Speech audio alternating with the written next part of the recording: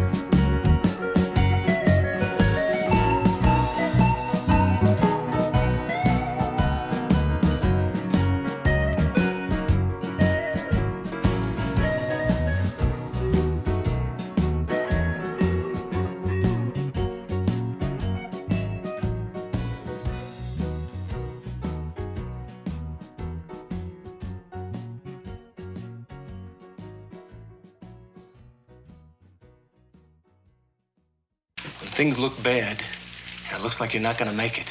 then you gotta get mean. I mean plumb mad dog mean. Because if you lose your head and you give up, then you neither live nor win. That's just the way it is. The trouble with Scotland is that it's full of Scots. Your assignment tonight is strategic. You can't give the enemy a break. Send them to hell.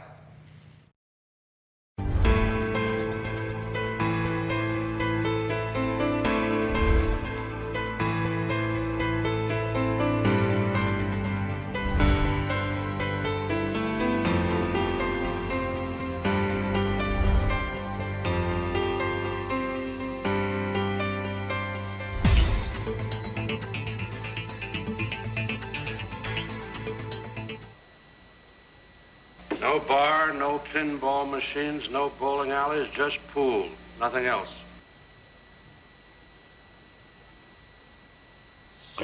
Well, good evening everybody. Welcome back to VP4TV. We're back on XSplit Broadcaster. They did an update the other day that seems to have fixed all my audio again. We're back here for another first round match in this year's VP4 2023 Virtual World Snooker Championship. Match between Stubb representing Poland and Barkers representing England. Race to 6 and they go at it in about 4 minutes time.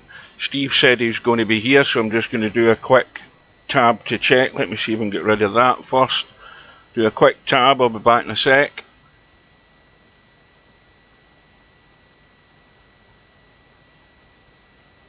Still no sign of him there. So we've got a match going on at the moment between Jose and Brainful. The last time I checked it was 4-3 to Jose. That obviously was going to clash with this one, or at least I thought it would. Quick look, it's now 5-3 to Jose, so he's one away. Somebody mentioned earlier on that Albinario got a bye because his opponent forfeited. We had one match earlier tonight that was due to start about an hour and a quarter ago or so, or whenever it was. The match between LS3 and Mooncake, and the same thing happened here. Mooncake didn't show. I do remember him not showing for a recent big tournament, if I remember rightly, and I believe his reasons was he had a family issue he had to deal with, whatever it was, and I don't know whether something like that's maybe cropped up again, but anyway, we might find out.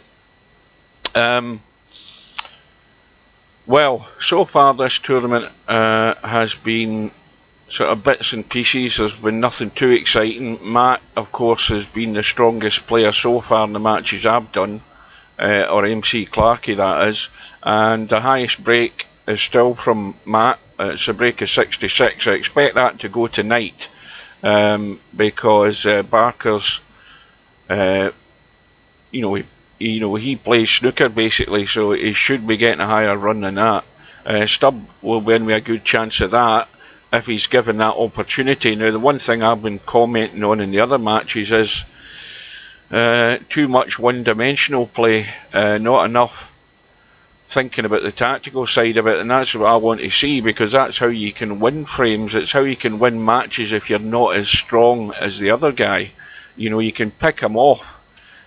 Stubb won't play like that though, I don't think, unless he's got his head screwed on right, because he'll need to, because if Stubb starts lashing out and leaving reds all over the place, Barker will pick him off easily enough. You know, he should know that. He's not that daft. Quick tab out again.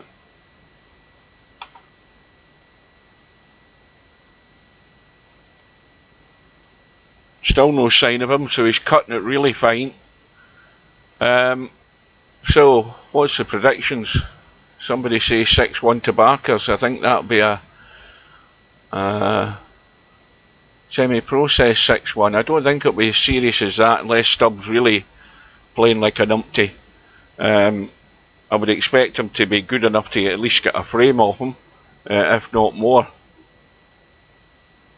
I'm keeping an eye on my phone, watching John Higgins against Selby. Selby's trying to drill him into the ground here. I can see the way Selby's playing. He's nailing John Higgins to the baulk cushion, or he has done for the last couple of hours.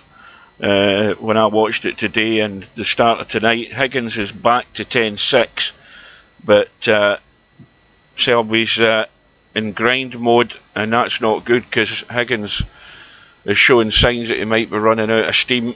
He might have gone as far as he's going to go. He's got hard work ahead of him and a long night if he's going to get out of this. Right, one more quick look because that room's about to go up.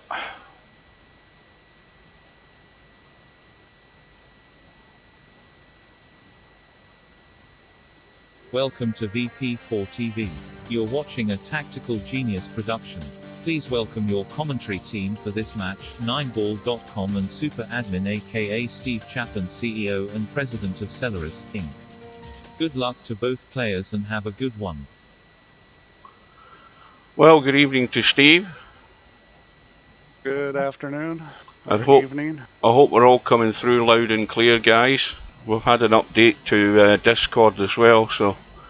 I don't know if mine updated or not. Yeah, mine went weird the other day because my Discord, when you press on the shortcut, it comes up with a sort of grey box on the screen and you wait for things to load up. It just stuck grey. And the way to fix it was to go to Discord and download Discord again, and that fixed it. Right, the room is up. To do that, but it's working now, so I'm not doing anything. I'm going to go get some coffee, but I'll just give you my input on this match real quick. I think Stubbs getting drilled. Well, he will if he plays like a fool. If he plays like he's going to be using a bit of tactics, then he will have a chance. I mean, Barkers was not impressive in his first match, I'll tell you that. Really? Oh, no. Well, I know he's a snooker player, so you may know the strategy. But if you don't make balls or, you struggle with execution, it doesn't matter how much you know. Yeah, he was really poor. So he's got a big step up to do. Because if he plays as bad as he did in his first match, he's going to end up getting beaten by Stubb. Tell you that now. Yeah. All right, I'm going to go get some coffee. I'll be right back. Yeah. So, Barkers is keen to go. Stubb, of course, is messing about because he's in the chat, which is his first big mistake. I should have went to the bathroom before I started this. That's not good. I'll have a drink just to top it up even more.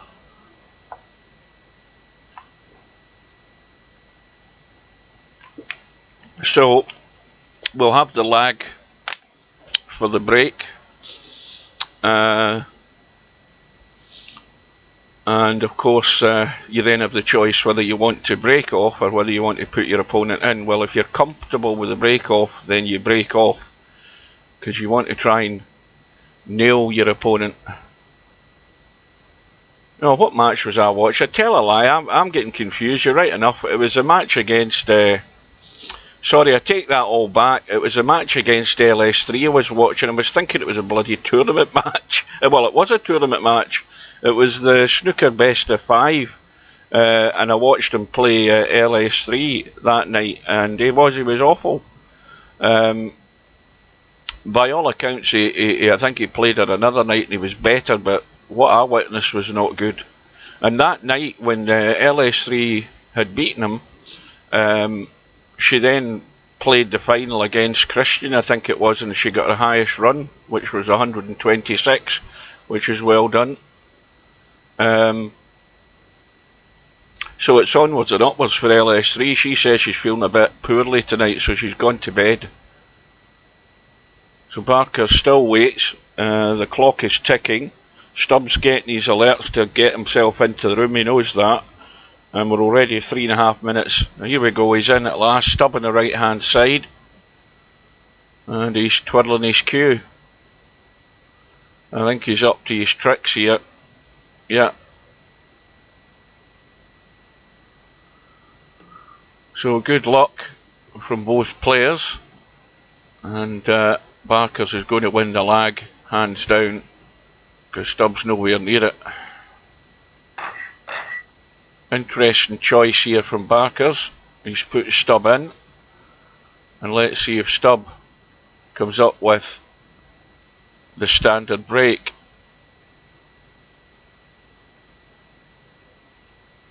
And already we've just got a frozen cue sitting there.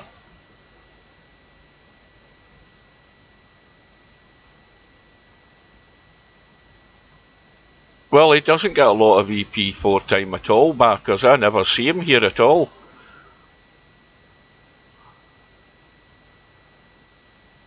Stubb says you don't want to shoot the CS. I will, K. Stubb's going to get muted pretty soon. Don't worry about it.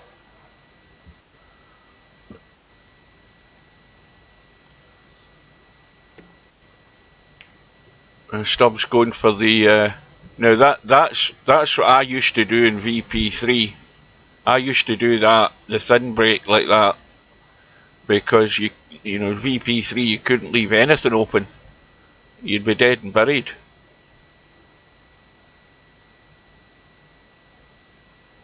Alright, I'm back. Right, what was the score? What did Jose win the match? 6-3?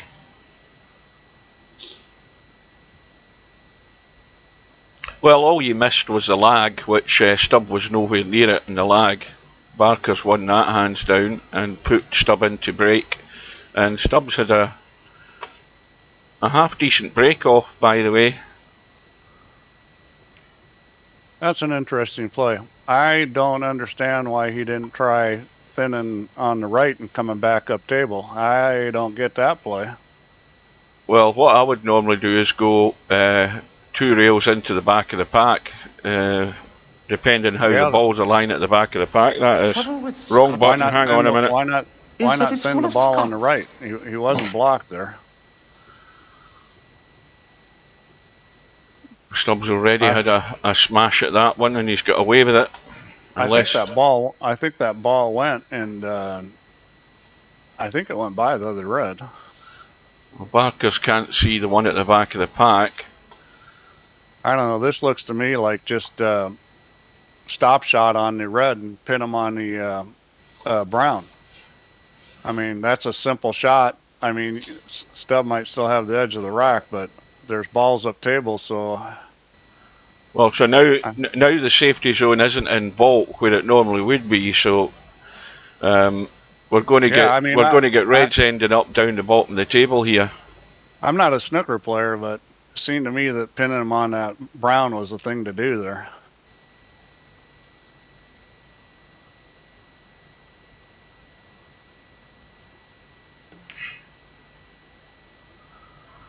Well done to Jose. You're still in it, Brainful Out. Well, I think he can get on the red by the yellow if he wants. He could also slide over, although he's going to have to hit it hard if he does that, to slide back to the red by the black. And he's going behind him. Interesting. He must be planning on playing safe. I guess he does have a shot in the side pocket. Well, he's going to take the one to the right of the brown, because that way he can run up the table, and if he misses it, he's hoping it rattles in the pocket and clears, because he's heading up for the black. Yeah, that's a free shot. Can he get to the black? I don't believe he's... Well, he is. He's leaving it in the middle of the table, so he was confident in potting it. And there it hung up. He's left it on. See, if that was me, I wouldn't have played it at that pace. I would have played it to get it into the hole and get down for the black, because that way, if you rattle it and it goes up the table, you're not going to leave anything easy on. Yeah, that speed, if it rattles, it's sitting there. Now, Stubb, straight away, has an angle to catch the back right of the pack there. He might not get the angle again, but he could have caught the back right of the pack there and probably stayed on that red.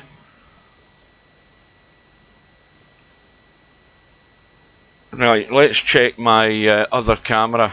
There we go.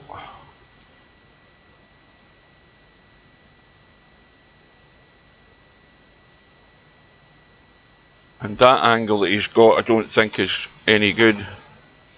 Well, there's a slight angle there, but I don't think he's going to get a lot of joy with the look of it.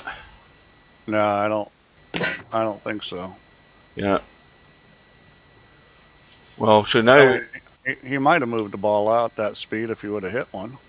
Now what you do, and this is what I was talking about the other night, what you do here is you make sure you pick the right line off the pack with a bit of English to tuck in behind that See, you can't go up to Bolt though. I forgot about that red.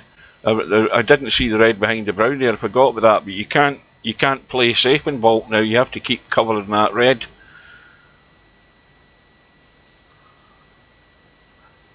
Now, uh-oh. That hurt. There's 7 points. I don't see a foul.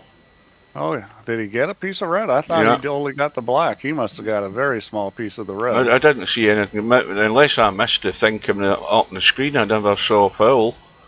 No, he must have got just a skosh of that red, because I thought he missed it completely. Well, here's a pretty free shot. Can do some damage here, too. I mean, this is a good chance to spread the pack. Well, he had the right idea that he was trying to come off to either get the black or the pink. Problem is he didn't really get much out in the pack. Now... Well, yeah, I bet he was guaranteed he's going to get a shot on something. I'm looking to see if there's anything in the pack. There's nothing apart from that loose one at the back, and that doesn't go. Or it's very tight. Well, it does go if you're right behind it like that, and it would get into the right side, but there's no way he's playing that. Now, here's a chance to get rid of this red. So, if you made this red, would you then roll up and play safe, or would you... Well, the thing is, what you're trying to do there is what Barker was trying to do. He was trying to get an angle in the blue to go straight into that pink. Now he can't, so he's probably going to duck for cover now after he's pocketed. He can get a fair amount of speed on this. This cut's a little more than it looks. He can get some speed on this. That won't be a super high speed, but he can get enough to move some balls if he decides to shoot it. Yeah, he's not gonna. He's playing on this red, and this is... Well, we've seen how tight this is. But it's really tight. I mean, that will just graze past that red and go in the right side of the pocket.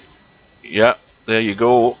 Oh boy, and he got a nice little bump to get on the black. That was pretty sweet. I'm sure he must have been playing that bump, because there was no way he was going to avoid it with the angle he had.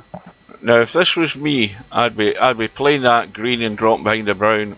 I don't like this being too close to the black, but I'm a lot more safety conscious. He's decided.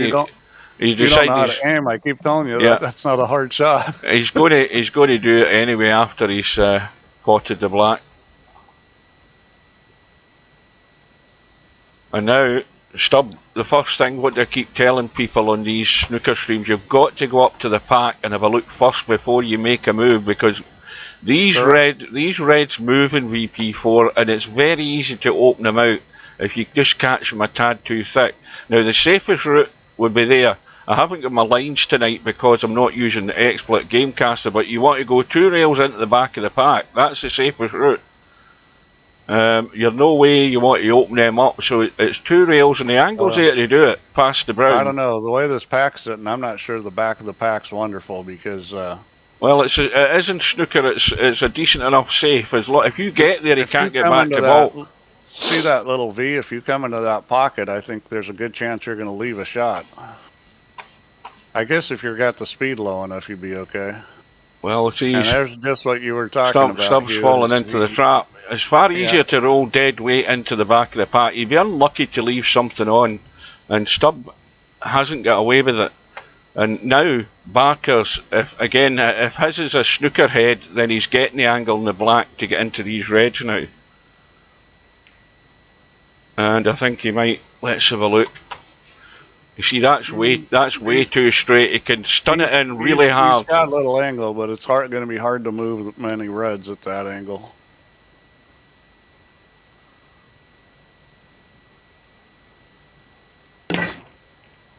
Well, he's done well. Well, that was well done. Got the screw into the. Now you need to use the snooker term, Steve. None of this draw in English, right? How about there was some heat on that shot? No,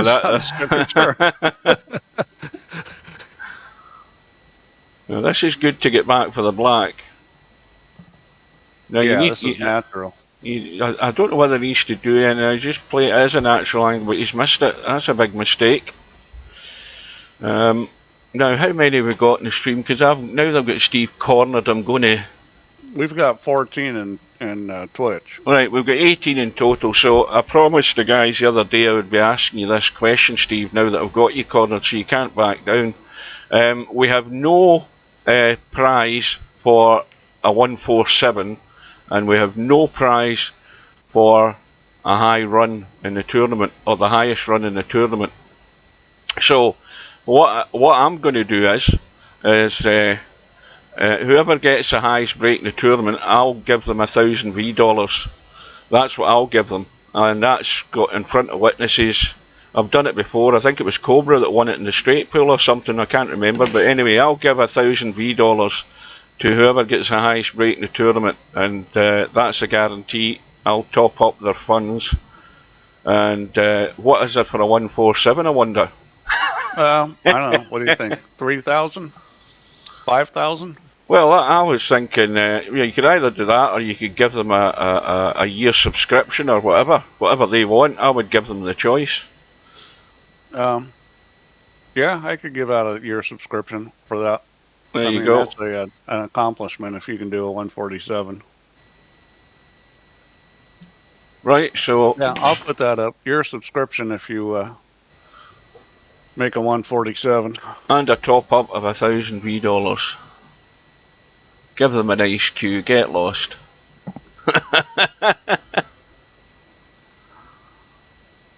Well, there's an incentive there, but 66 ain't going to make it, I'll tell you that. That's the highest break at the moment from MC Clarkey. I fully expect that to go tonight. And now that mistake, see, this is the thing about Barkers, you know, he should have potted that red no problem. And, you know, as long as these reds are open and Stubb just has to pot reds and see a colour and get half decent on it, he's going to score points. And yeah, this is why you have to keep it really tight. You can have all the advantage in the world in strategy, but it does you no good if you keep missing balls. This is what I keep talking about. You've got to wind it in. And this is, I mean, you've got to keep it really, really tight in this game. And the one thing to notice, Steve, is that poor Slim, not just Slim, but a couple of other guys I watched the other night, they really struggled because basically they've spent no preparation for this tournament whatsoever. They've just decided...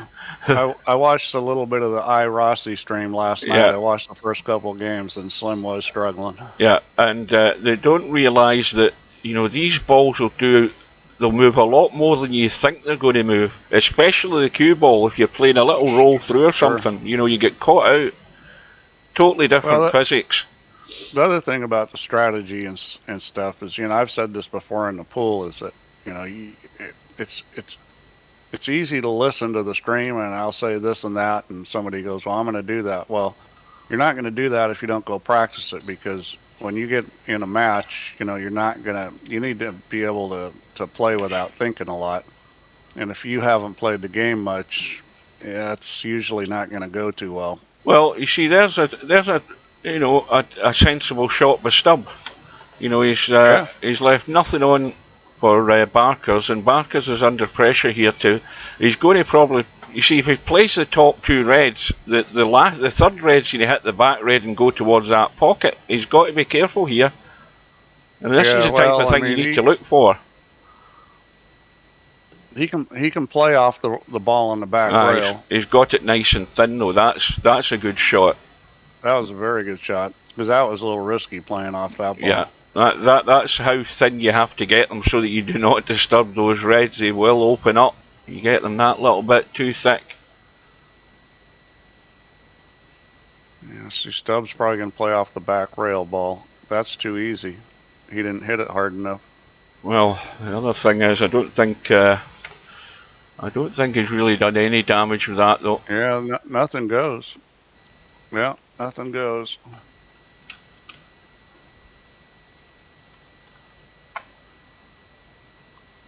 Yeah, this is a little tricky now, where that red's sitting. Needs to miss the blue, needs to watch he doesn't go in off, rather than scratch. Well, That's a good shot there. That'll do it.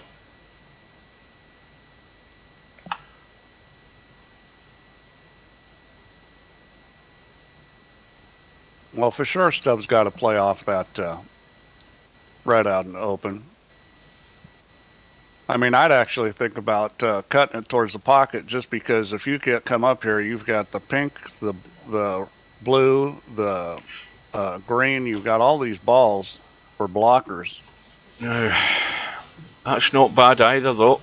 That is not bad at all. That was a really good shot. I think that was a little risky, but it was well played. He got the snooker. Now, what Barkers needs to do here is he needs to play the red that's in the open. He doesn't want to be going near the reds that are there. If he doesn't hit the red, Stubb will put him in again probably, unless the red's sort of easy to pot.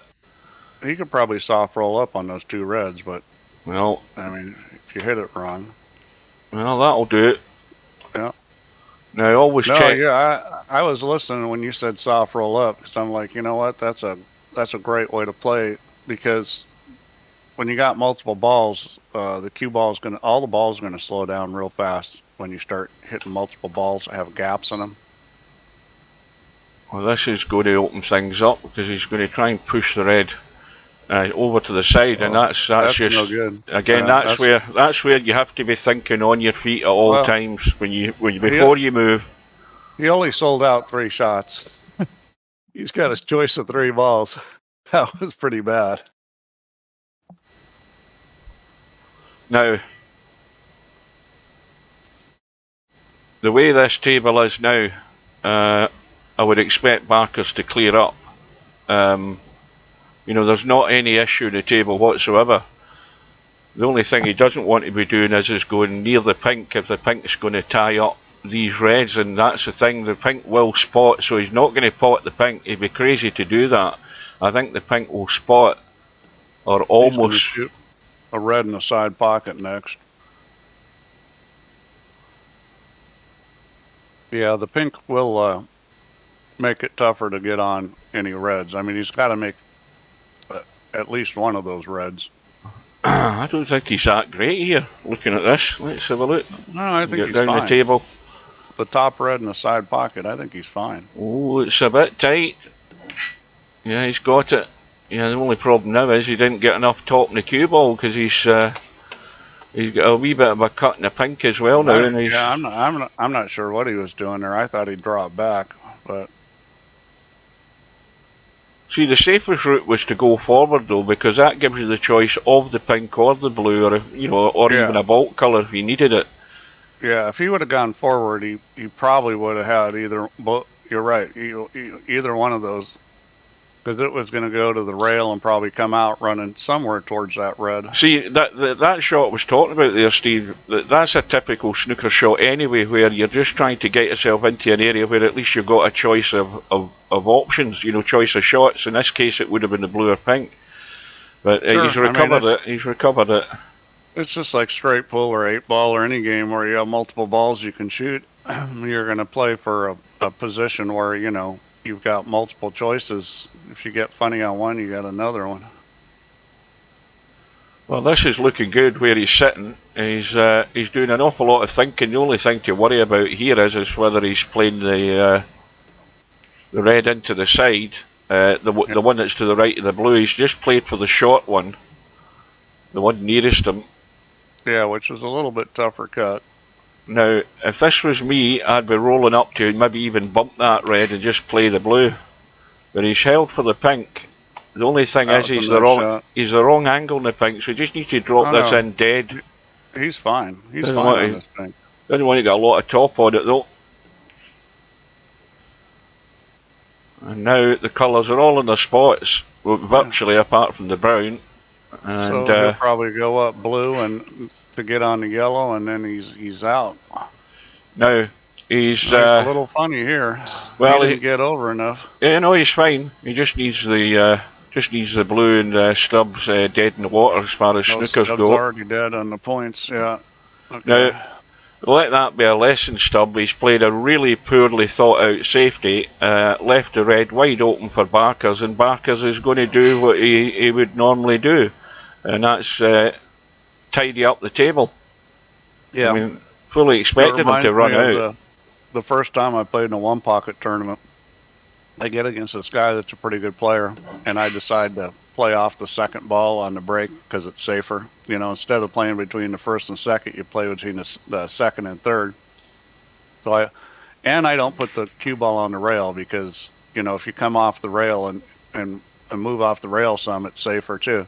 So I do this great break that was supposedly going to be safe, and the guy had the choice of 2 balls sitting right in front of his pocket. I was like, why didn't that work? And Stubb might be in the same boat playing snooker because I know he's played some snooker, but he's not a snooker player. No, you've got to have that snooker mentality to be competitive at this. You can't just be, you know, running the game that you pot a lot of balls and you're good at potting balls. That's no good in this game. It helps, but you know, you've got to have an idea where you're going. Now that's a poor break. Oh boy, that's a terrible break. There's your birthday come early, Stubb. Now let's see what he can do with this. He get far too much right hand side in the cue ball, and too tight into the corner, and you're always going to then catch something in the pack. Yeah, this is a little tricky to get back on the black because of that one red sitting next to it. Well, you play this with a little tad of right just to come up the table, unless you're desperate enough to hold it for the black, because you could easily go on the blue or a bulk colour. Well, this is a little tricky here. I mean... yeah, nice little stunt. A bit tight, though. He should have come back off it. That was tricky. I mean, I was looking at that going, man, this is not any guarantees getting on the black. No, he doesn't want to fizz this too much, because this cue ball will go around the corner and come out for the black. And that needs to go off the cushion.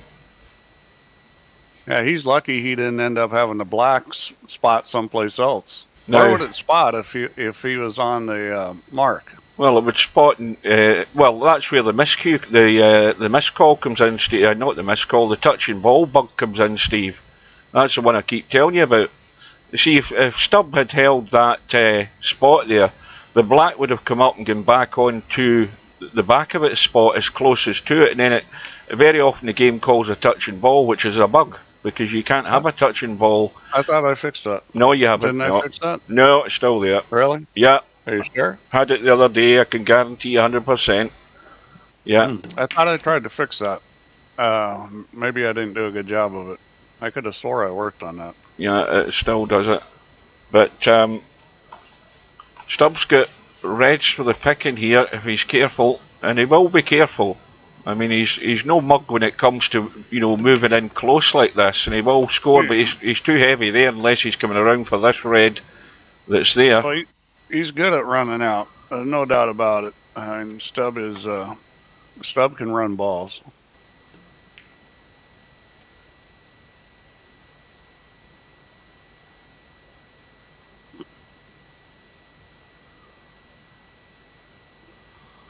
Well, that incident that you're talking about, that VP4 carry on with Ronnie O'Sullivan, playing a shot like that, regardless of what O'Sullivan did to him before, is irrelevant in my opinion. VP4 went into that match thinking he couldn't win it straight away. You know, he had only lost the first frame, and then the second frame when he breaks off, he smacks the back of the reds, opens them all up, and Ronnie O'Sullivan clears the table.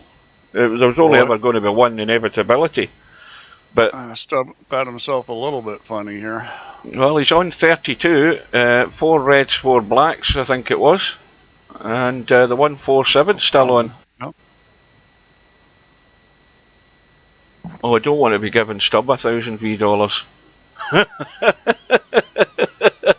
I take it all back. Oh, Brissell is just a brilliant player. I mean, he's a player like him is going to make mistakes. As long as he accepts that, then he's absolutely amazing to watch, that guy. He's got no fear. He plays the game the way he wants to play it, and he pots them from all angles. And he's got tremendous cue power.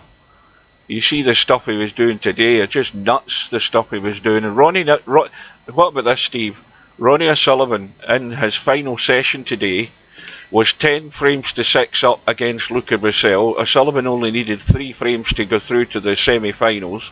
And this Belgian boy, Luca Brissell, who I've watched for years, I watched when he was a kid on YouTube making 147s. He came in today and he won all 7 frames from 10-6 down, beat Ronnie O'Sullivan 13-10, and would you believe it, Ronnie O'Sullivan never got a break over 30 in that final session. Never scored any more than 30 points. So the guy's a billiard player? No, he's a snooker player. Brissell? Yeah. Oh, I thought you said he was a billiard player. No, he's a Belgian player. Belgian. Oh. Because, you know, when you said he had a big stroke, I'm like, yeah, I mean, you've got to see this guy hit balls, Steve. He's amazing, the stuff he does. And Ronnie's the most talented snooker player I've seen. Well, you'll maybe review that if you have a look at that session. That well, there's the mistake from Stubb, but it's a good run. Good run of 49. Well, you know, Ronnie's pretty old now, isn't he? What is he, like 45 or something crazy thing like that? 47, yeah. Yeah, so I mean, you know, give the poor guy a break. I mean, you don't see too many other guys that age win world championships. Oh, God. Okay, so I guess it's time to mute Stubb because this is, you know. Yeah, he's at it again. But it was a good start for Stubb. But it all came down from the poor break-off by Barkers. Which, yeah, that was terrible. You know, again, for a snooker player to make a break like that, if you've got a standard break, then you play it all the time. You're never going to go wrong. So he had far too much right-hand side in the cue ball. And now he's got to be careful. Yeah. I think the break in snooker is a lot easier than a break in straight ball. Oh, yeah. I mean, yeah, I would agree with that. Yeah. Boy, you can sell out, like, you know. Well, that's your only shot. But in, you know, real-life professional snooker, the break nowadays, even when the guys are breaking and leaving the cue ball at 3 inches from the vault cushion, if there's a red out on the left or right hand side, boom, in it goes, and that's your last shot. That's you played your last shot in the frame. My buddy was telling me about a match he watched with I don't think he quite got him completely, with Siegel, and I don't remember who it was against, but the other guy broke and Leaf Siegel hung in the corner pocket, but there was a ball out on the wing of the rack, and Siegel got over it and aimed at it and got back up, and got over and aimed at it and got back up. You know, the third time he gets over, aims at it, just blasts this thing, spreads the rack out, and runs 150 and out. Do you see that? Do you see that bug in the chat there, Steve? Have a look at the chat in the room. You muted Stubb, and Stubbs just said rushed it in blue. That's interesting. There's a weird one. I've never seen that before. That's the first time I've ever seen that. We'll see if he can keep talking. I might have to remute his ass. That's the first time. I mean, Stubbs obviously found a way to break. He's found a way to break the mute, folks. That's bad news. Oh yeah, with all the paranoid conspiracy theory people on this, they'll be like, "Oh, Stubbs hacked the game." Yeah, I hear that so many times. Such and such has hacked the game. Boy, well, he almost missed that ball. Well, Barkers is off and running. He's got the red. The black's dead and the pink's no good. Where that red is, so. He's gonna have to get this rack opened up some if he wants to be able to shoot at the pink. Well, he can't take the pink at any time until he gets rid of that red. Yeah, that's just what he has to do. Here it goes. And that's a good shot, but he came up a little short. I don't think he wants to be on that side of the 5, does he? Or the blue? No. He might take the green. Yeah. The green's a good ball just to come up to the, past the middle pocket for that red and the right. He's going across table. I don't think that's going to get him any joy unless he misses a pink. Yeah, he's still okay. He's okay. He didn't quite get down enough where he wanted to, but he's fine. This shot's one I expect him to make. That's not the way I would have played it, but then again, he knows better than me. This is pretty natural getting on the blue. Oh, and he overcut it. Well, Stubbs ready to pounce. Has he got cover? I don't think so. That's the kind of shot, you know, that like I can remember at one point in my pool career, that kind of cut, I could miss it. Then I got to the point where, you know, I just don't miss that anymore. Until I play VP, then I miss it again. So I don't know if it's VP or what, but, you know, that's not really a ball you should be missing. Well, Stubb missed the cut. And, well, Barkers, if he takes the red that's up on the left-hand side, he's got to run forward. He's taking the one to the left of the pack, though. Well, the problem with this one, though, is you're going to leave something if you don't make it. Yeah. You know, he got it in the hole. Now, I think he's in good shape now. Good. He can just drop the pink in, and he can take the blue and come back and give himself that. I don't know whether he wants to risk coming back. Let me have a look at the angle. He can come back towards the pink. He could end up snookered if he gets the wrong side of that pink, but if he just comes back far enough, he's got the other red on the left there, the one that's on the rail, or not on the rail, but I mean, it's not a difficult pot if he does that. Yep, and that's what he's going to do, I think. Yeah, he's not quite got there. He's got a choice. He's probably going to take the one on the bottom of the pack. Yeah. It's just more natural to get on the ball. And, of course, I'm wrong. You see him in at the other one. Okay, he's going to draw this back past the pack. Mooncake. Well, that was no good. Mooncake didn't show up, Brainful out. As I said earlier, he never showed up for a previous big tournament. There was something up with the family. It might be something similar. Anyone? Well, I don't know if that's what he was playing. That shot looks strange, but he's on the pink now. Anyone see Ubergoot? Yeah, I haven't seen him for a long while. Is he not from Wales or something like that, or am I mixing him up with somebody else? Yeah. Well, don't forget, such is life. People do die, I'm afraid. You never know what's happened. He could have been a COVID victim. You never know. He could have gone elsewhere. You don't know what's happened. Haven't seen Wit. That's just like dying, isn't it? Well, I haven't seen Wit either. He's not been on for a month or two. I don't know what the hell's happened to him.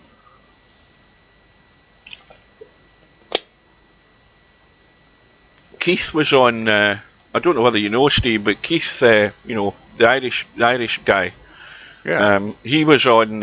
He posted on Facebook the other day, and I was talking about it in the stream. He had posted that he had to get. In fact, I wonder if I've still got that message on my phone. Anyway, I'll sort of paraphrase it. He was talking about he has to get to get 2 operations on his shoulders, and seemingly this is some sort of. It sounds weird, but it's some sort of complication from COVID that he had. Really? Remember he was lying in the hospital bed with the oxygen mask on. Well, he's had to get keyhole surgery on both shoulders because he can't basically move them, or he's in agony. So he won't be playing VP4 for a while. He did say, he sent me that message on Facebook just to explain what the issue was, but he said it's pretty bad when you can't play VP4 because you know there's a lot of people that can't play in real life because of their situation. But if you can't play in VP4, that's pretty bad. Yeah, well, he couldn't play anyway, Steve. Remember, he's had problems getting VP4 to run in his PC. So he said he's going to do another clean install. He's going to reinstall Windows when he's fit and ready to do so and try and get the thing working. I mean, because. You know, I mean, it's happened once in a while with systems, but I mean, we know most of the problems that will prevent people from running. The main strange one is Nahimic. VP4 is not compatible with Nahimic at all. What the hell is that? What's Nahimic? It's like a sound. It's like a sound thing that I think comes on the MSI boards. It's a sound package, and I'll tell you how bad it is. Well, I had a guy that just went off on me because I told him it wouldn't run Nahimic, and he says, fix your software, your crappy software, and all this. So I sent him a link of a Google of Nahimic. where it comes up and like, you know, half the things in the list are people saying the HEMIC is what do you call it, like spyware or a pop potentially unwanted program or something like that. Yeah, well, I mean, you know, it's Nehemic has a terrible reputation. You know, this guy's beating me up. I go, well, just read this, because a lot of games have problems with it. Most people consider it some kind of malware. It's so bad. I've never heard of it at all. Yeah, well, if it's on your computer, VP4 is not running. Or if it's running, it could be on your computer, but if it's running, it's one of those things that runs in the background. So you know, there's been a few systems I couldn't get guys running, but Keith was the most irritating because his, you know, he was willing to talk to me and spend some time on it, and we never could figure out why it didn't run. Well, Stubb with a 27-point lead, he's on the brown. That will take him to 31, so Barkers will need a snooker, and he should be on the yellow after it. So we should be all square here in the next minute or two.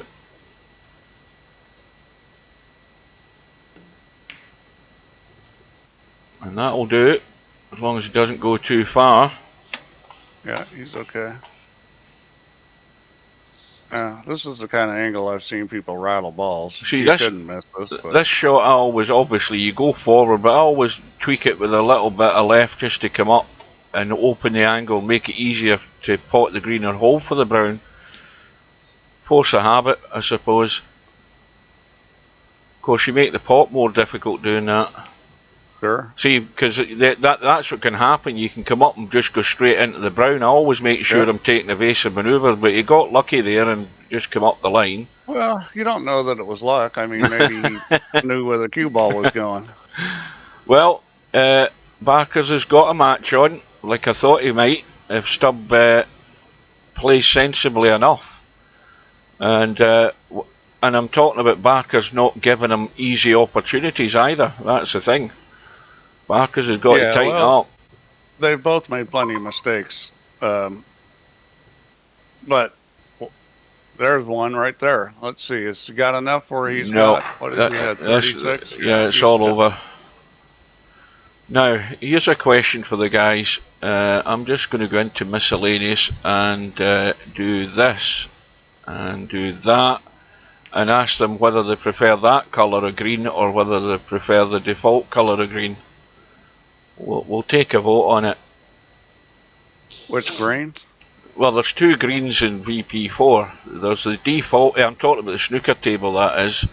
There's a default green, which is the more vibrant green, and then there's that green, which is green. It's a duller, sort of more washed out green. I think this was supposed to be the pool table green, and the bright one is supposed to be the snooker green. Ah, right. Got you now. So if you just put the table color to default, that's the snooker green, the brighter green. Yeah, I was just wondering whether the other guys preferred it. I like the brighter green myself. Yeah, we'll go for that then. See what you prefer. How about that? That is absolutely gross. Oh. That's gross. No. Snooker should be snooker table green, and that's. I'll tell you what. When they went to the blue tournament, blue green on pool, that took me a long time before I got to the point where I even wanted to play on that. I really didn't like that color. Oh, by the way, Steve, the list of things not to look at for Hugh is growing bigger and bigger. Did you add my did you add my Nintendo 64 color of cyan yet? No. Your list. But I have thought about putting in the World Championship page. I thought about where to put that thing, and I think what I finally decided would be a tab on stats. There'd be a tab for World Championships. Well, have you got an easy way of finding? Now the thing is your stats don't go back far enough, though. Now, if you need any information on the history, we're talking about the page that lists the world champions, and yeah, I know you've got it, and Napnicker's got it, and you know, it's not going to be pulled out of the database. It's going to be, at least not for the stuff before VP4. All that stuff has got to be, you know, either there's probably going to be a section where I just type it in, and all the VP4 stuff, of course, I can pull. Let's see, do you get a touching? Yep, this ball is touching. Yep, top left of the HUD, we've got a touching ball. And this means it's easy to go up table, right? And now what you do with this is go up table? Yep, you pick a line that'll try and get you behind one of those bolt colours. That's what you do. You don't hit the middle pocket knuckle. You don't hit the knuckle. Well, that might work. That might work. It might work. Now, if you want to use that L word, the lucky word, that would be a good time to do it. Yeah. I could guarantee you Stubb would be typing something right now. He probably still is, and it doesn't even matter whether he's muted. He'll still type. He's the type of guy that'll do that. Well, we have snooker tables in the U.S. We've got two kinds. We've got the American 5x10s, and then we've got the, you know, the regulation size 6x12s. Yeah. And it's a little different because the American 5x10s typically have pockets that are quite a bit tighter. So even though the table's smaller, the pockets are tighter than on the 6x12. So it's different playing on them. It's not proper snooker, but it's different. But there's plenty of 6x12s too. See, that sounds more and more like a Chinese 8-ball table, Steve. The way you're talking, that 10x5 table, I think you're talking about. But it's really tight for snooker balls. Like for pool balls, a pool ball in one of the pockets on one of those 5x10 snooker tables probably has, I don't know, at most an eighth of an inch on each side of the ball. I mean, a pool ball will barely go in one of those. So it's a lot tighter. You know, one thing that a lot of people don't know is that at one point in this country, there was a lot of 5x10 pool tables. Yeah, that seems to have died a death, is it not? Well, Diamond makes one. I mean, but I'm talking about, like, you know, back in the 30s and 40s, there was, you know, a lot more 5x10s. Now there's very few. They have a invitational tournament at Derby City called the Bigfoot, where they play on a diamond. They play 10-ball on a diamond 10-footer. The only time 10-footers are great. The only time I've seen the 10-foot table was watching the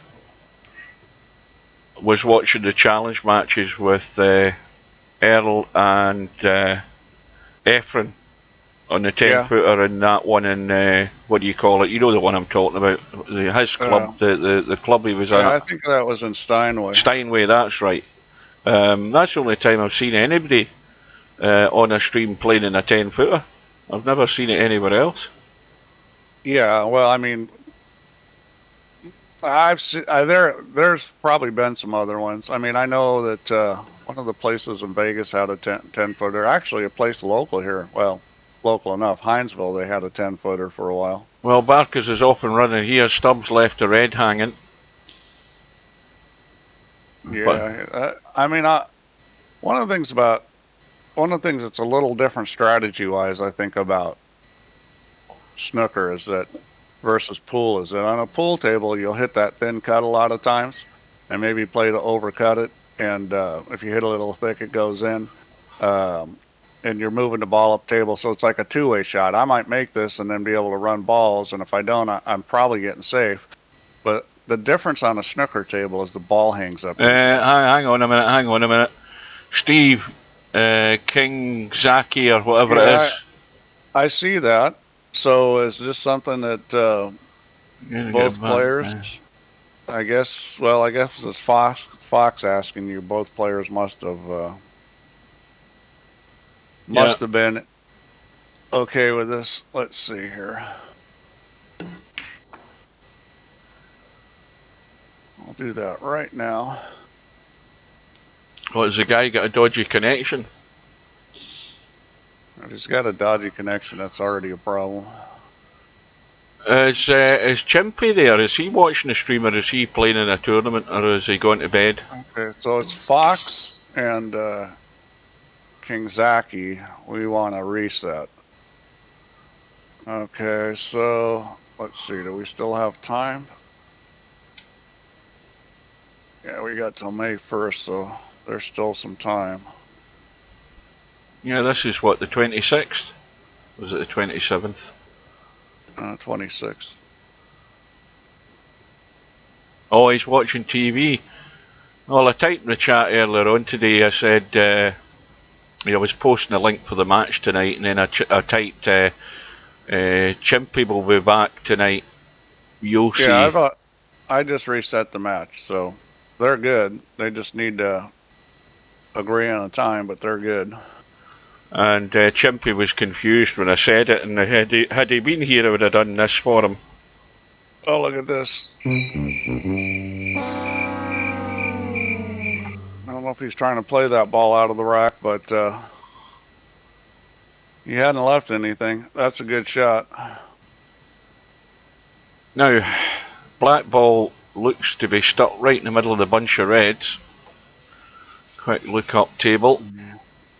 This is getting to be a tricky situation here. I would say you want to push that red straight into the black. Boy, he did it hard. He recognized that because, you know, the black wasn't gonna hit anything very hard. Well, the good thing is the black's now free. It will go into the top right. Yeah. Stop hasting it. This is a pretty easy save here, and he may get him real good. This is a good line. He's maybe not got the legs, has he? Yeah, he has. That's excellent. That's a great shot. See if the replay works. You notice it ran out of spin. It didn't really spin over much. Like Wrong button. Let's watch the That's one replay of the things that last changed shot. is the, you know, the spin will wear off the side spin as it rolls out. I did say to the guys that I'd forgotten half my shortcut buttons because I haven't been using this for a few weeks. So, I wanted to let you guys know that we need more players for the bank pool tournament. Oh, that was the other thing. Yeah, now that you've mentioned it. That league night, Steve, can you explain to me what time of day, British summertime, the matches are getting played? Am I right in saying that it's 7 PM or 8 PM on a Sunday? Hang on a sec, I'll have to look. Hang on. Let's see here.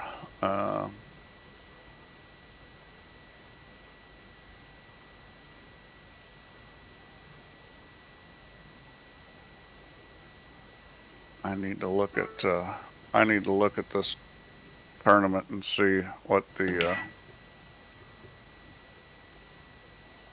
what this bank pool. Yeah, so the minimum size for the bank pool championship to go is 16. Right now we only have 12. Right now I only have 12 in there, so we need more people. When does that start? Is that tomorrow? Let's see. I think it's Friday.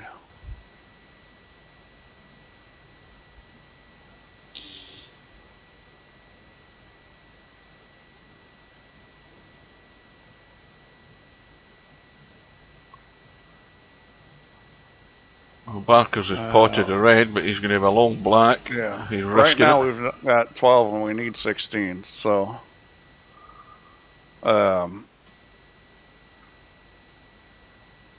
we need 4 more players. I mean, I can get in and let somebody beat up on me, but I'd rather get people that really want to play in it and are going to be more competitive than me. Bank pool is one of the worst games on VP4. Well, if you played it some, Cobra, you might learn to bank better.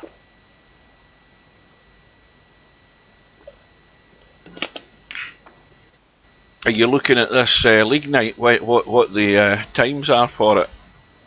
Okay, yeah, I'm looking at that next. Well, I mean, I asked about this stuff up front because that obviously was, you know, I can make it earlier. Okay, so right now it's Sundays at 2 p.m. my time, which would be, what are you, 4 hours or 5 hours? 5 hours. So right now, the reason I'm asking, Steve, is 7 p.m. Bankster sent me I put my name on the list, and I'll say that again. Bankster sent me a request to join his team, but I haven't accepted it yet because the thing that's bothering me is, and this is purely for me, this isn't nothing to do with any of the other guys. If it's starting at 7 p.m. my time now, and it's over 21 weeks, come October when the clocks go back again, the clocks go forward again, then that means it's starting at 8 p.m. on a Sunday night, and that's no good for me because how many matches is it? It's about 3 matches or something. Because that then means that it's running too late for me to get to bed. So that you would be playing. Is it each player twice or something on the night? You would be playing 6 races to 5. Yeah, that'd be no good for me. I would have to. Well, I mean, a race to 5 is going to take what, 20 minutes? Well, yeah. So it's 2 hours, which I mean, that's what I was trying to do, is make it about 2 hours, because that seems to be what people like to do. I mean, I can change the time. You know, the issue is not what I want; it's what the rest of you guys want. Well, what you're probably better doing then is obviously contacting whoever the captains are. I see again. Of course, the problem is you have to cater for the majority and that prefer it the way it is, or whatever. We've got 2 teams in there, and I think we need. Let's see, how many do we need? I think we need at least 4. Let me check what the minimum is. I didn't think we'd have trouble getting teams, but you know, I mean, maybe the better players just don't want to play in league. I don't know. I'm not sure what's going on. Maybe people don't want to be captains. I mean, I can be a captain, but well, 21 weeks. I mean, I don't know how long was the first one. Was it 16 weeks or something? It's not that long, considering you shouldn't be intended to play every week. It's not going to be 21 weeks if there's not 8 teams. That's the thing. It's going to be a lot less weeks depending on how many teams are in it. Yeah. Let's see. So, yeah, the minimum size is set to 6 right now. I can change it to 4. Matter of fact, I'm going to do that right now. Yeah, but probably the best idea, yeah. With 4, it's going to be half that number of have I read it? Oh no, so you're right. Right now it's let's see, 21 weeks with 2-week playoff. Well, that's going to get cut in half. Let's see, let's see, how many times do you play each team? Yeah, it's spring forward, fall back, isn't it? I've got it wrong, so it'll go to 6 p.m. Now that suits me better. Yeah, that's fine. So we're playing each team 3 times. So if there's only 4 teams, it's going to be a 9-week league with 2-week playoff. There you go. Oh, well, I'll accept Bankster's request then if he hasn't actually binned it. Yeah, I mean, there's a bunch of players. I'm looking at all the players on the list, and there's a lot of players. Meanwhile, back to business here, because Barkers, I think he's snookered himself though. Yeah, I think he's blocked himself off. He's in a break of 49. Yeah, I think it's time to play safe, and that's what he's done. Stubbs probably going to take this up table, although he's kind of got a funny angle to do it. He might bump that, and he's just going to bump it too. Now you can go up table, maybe.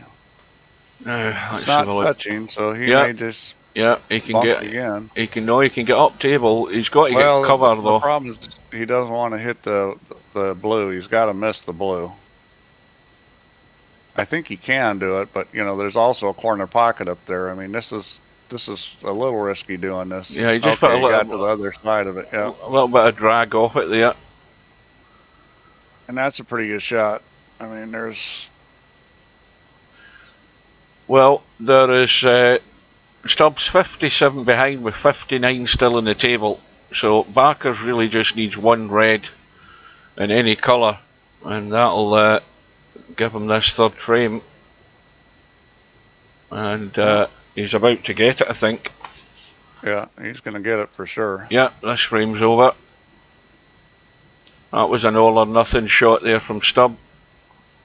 Of course, the other thing is he wasn't great on a colour. He would have been forced into taking the blue there, which would have meant he could only tie if he got the remaining reds with black. So you can wave bye-bye to this frame. Yeah, the problem is that he's saying the clocks go back. They go back, but when they go back, that makes it later earlier. I mean, it's still going to be.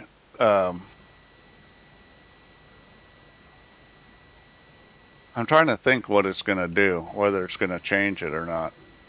I think what's going to happen is it's going to end up being. Well, let's see. when the clocks change, Yeah, it will go to 1 p.m. your time. No, it's going to go to 3 p.m. Well, I thought you said at the moment it was 2 p.m. your time. The clocks the clocks go back. Then the tournament goes back. The event for that evening goes back an hour. Unless I'm having some sort of brain fart. Because the time is set. Okay, so the time isn't changing as far as like GMT and stuff. It doesn't handle it that way. It's just a timestamp. Well, when the clocks go back, you know, basically what ends up happening is 2 p.m. becomes 3 p.m. So I'd have to change it, but we're not going to have that problem because the league's not going to be that long. I mean, if we've got 16s, it's not going to be that long. So Barker's just finishing off this frame, another break he's on. I think he's had 249 breaks or something like that, but he's still yet to break this high run for the tournament. And John Higgins, just for anybody who's interested, is on his last legs here. Selby's 1 away. Higgins is too far behind. He's got to win everything. He's 12-7 behind. He's got to win everything. And meanwhile, Barker's, even if he clears the colours, he still can't get a high break for the tournament. What's the high break right now? Didn't you say it was 67? It's only 66, yeah. Yeah, so Unless Jose or Brainflout got a high run in their match, but they're not bragging about it, so I assume they didn't.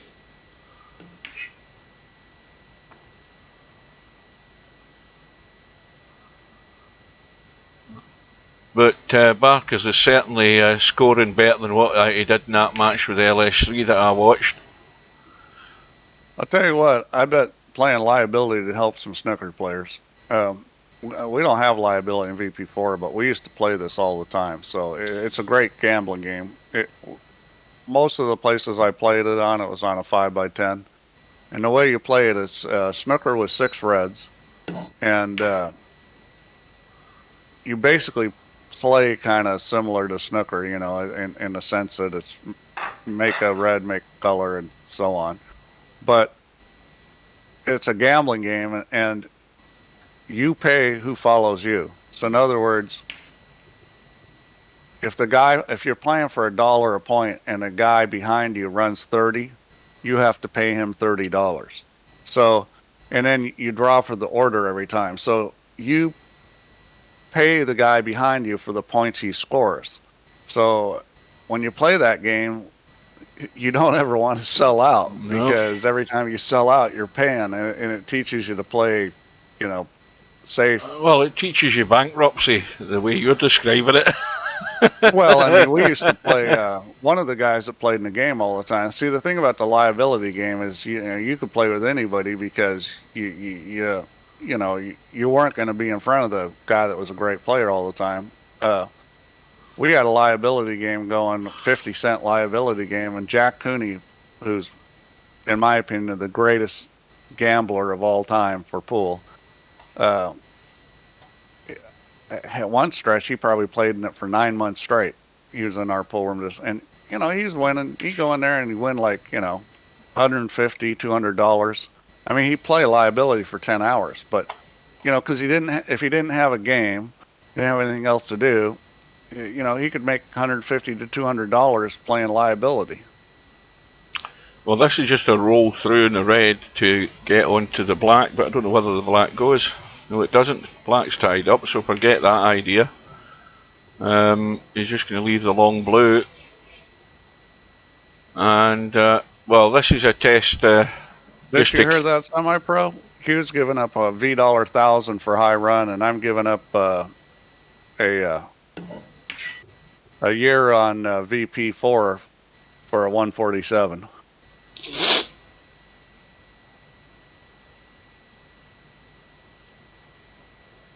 Well, Stubb missed the blue, and of course he killed the cue ball to leave himself on that red, which Barkers is going to get. So Pink's tied up. An attaboy up. Well, I mean, here we go again. Barkers can get up table here, or down table. Which I think he can. He's either the yellow or the brown. I like off the yellow better. Oh, I don't like this. He's going to have to do some with the cue ball to get out of there at that angle in the red, I think. What's he on? Is he on a colour? With a yellow. Is he on a colour? Oh, right, he's on a colour. Got you. Off the yellow, it's pretty easy to get. I'm too busy reading the chat. Down table. What's he doing here? I guess he's playing to break the rack up. That's what he's doing. I don't know about this move. He's going to have to draw this, because he's going to have to play the pink, because he's not going to get a shot on the black. He's hoping to bump the pink and bring it into play. Well, I would assume he is. This. Yeah, and he's well. He'll be glad that he's done that, though. That he's actually skimmed down to the. I mean, that's a good safety. Well, but if he would have made it, he could have just he could have played safe or made one of these balls up here. Yeah, Stubb's kind of screwed here, isn't he? He's going to have to play a good shot. This is not a good situation. Well, he's decided he's gone all out for the pot just for the hell of it. He's not going to get much out of it. Now, again, he's going to be crazy if he's taking the yellow on. Look at the reds. Why not just play safe? I'd be ducked behind the blue. Yeah. He's going all out. If you're going to make them, there's nothing wrong with shooting at stuff if you make it. This is only doomed to failure at the end of the day, I'll tell you that right now. Well, I mean, it's a pretty difficult table to run balls on, the way everything's sitting. He's reverting back to normal. There you go. It didn't last long, did it, folks? And the problem is, if he gives the Barkers a chance to get this black loosened up, that could really cost them a lot. Right, well, I'm not sure that this is it. The black definitely doesn't go it's tight. Yeah, I mean, he doesn't have the angle to get into it. So I'm thinking he's probably coming up table. He could try to get on the pink, but that's tough. I think he'll come back up the table, to the head of the table. Yeah, the problem is you'd normally want the blue in its spot, the green's off its spot, you've got a red in bulk, so he needs to try and get rid of that. But really, if he could just get the black loosened up, if he can get an angle, like he's got this one red that if he can leave himself an angle on it, he can get to that black and loosen it up. Well, now he's too straight on it. He needed to have angle on this red, and then he could come over and loosen the black up. This is no good here. I mean, I don't know what he's going to do, but I guess you could just stop it and shoot the pink in the side. Let's have a look at what he would leave him. So, well, he's got to he's got to stop it stone dead. He's just going to come back up table. Now, he's actually, if he gets on the blue, now he can take the blue and get it on the spot and play that red in bulk now. Now he's good. Yeah. Yep. Because this is what he wants rid of. He wants rid of that red, and then because that then gives you that safety zone if things go pear shape up table. Yep. Right. And he's probably going to play for the blue again here, and maybe get himself an angle where he can get into the stack. Well, Selby and Higgins is about to be over. If Selby can break the reds open there, he's 40 odd in front almost. So it's all over for John Higgins pretty much. Needs to run a little.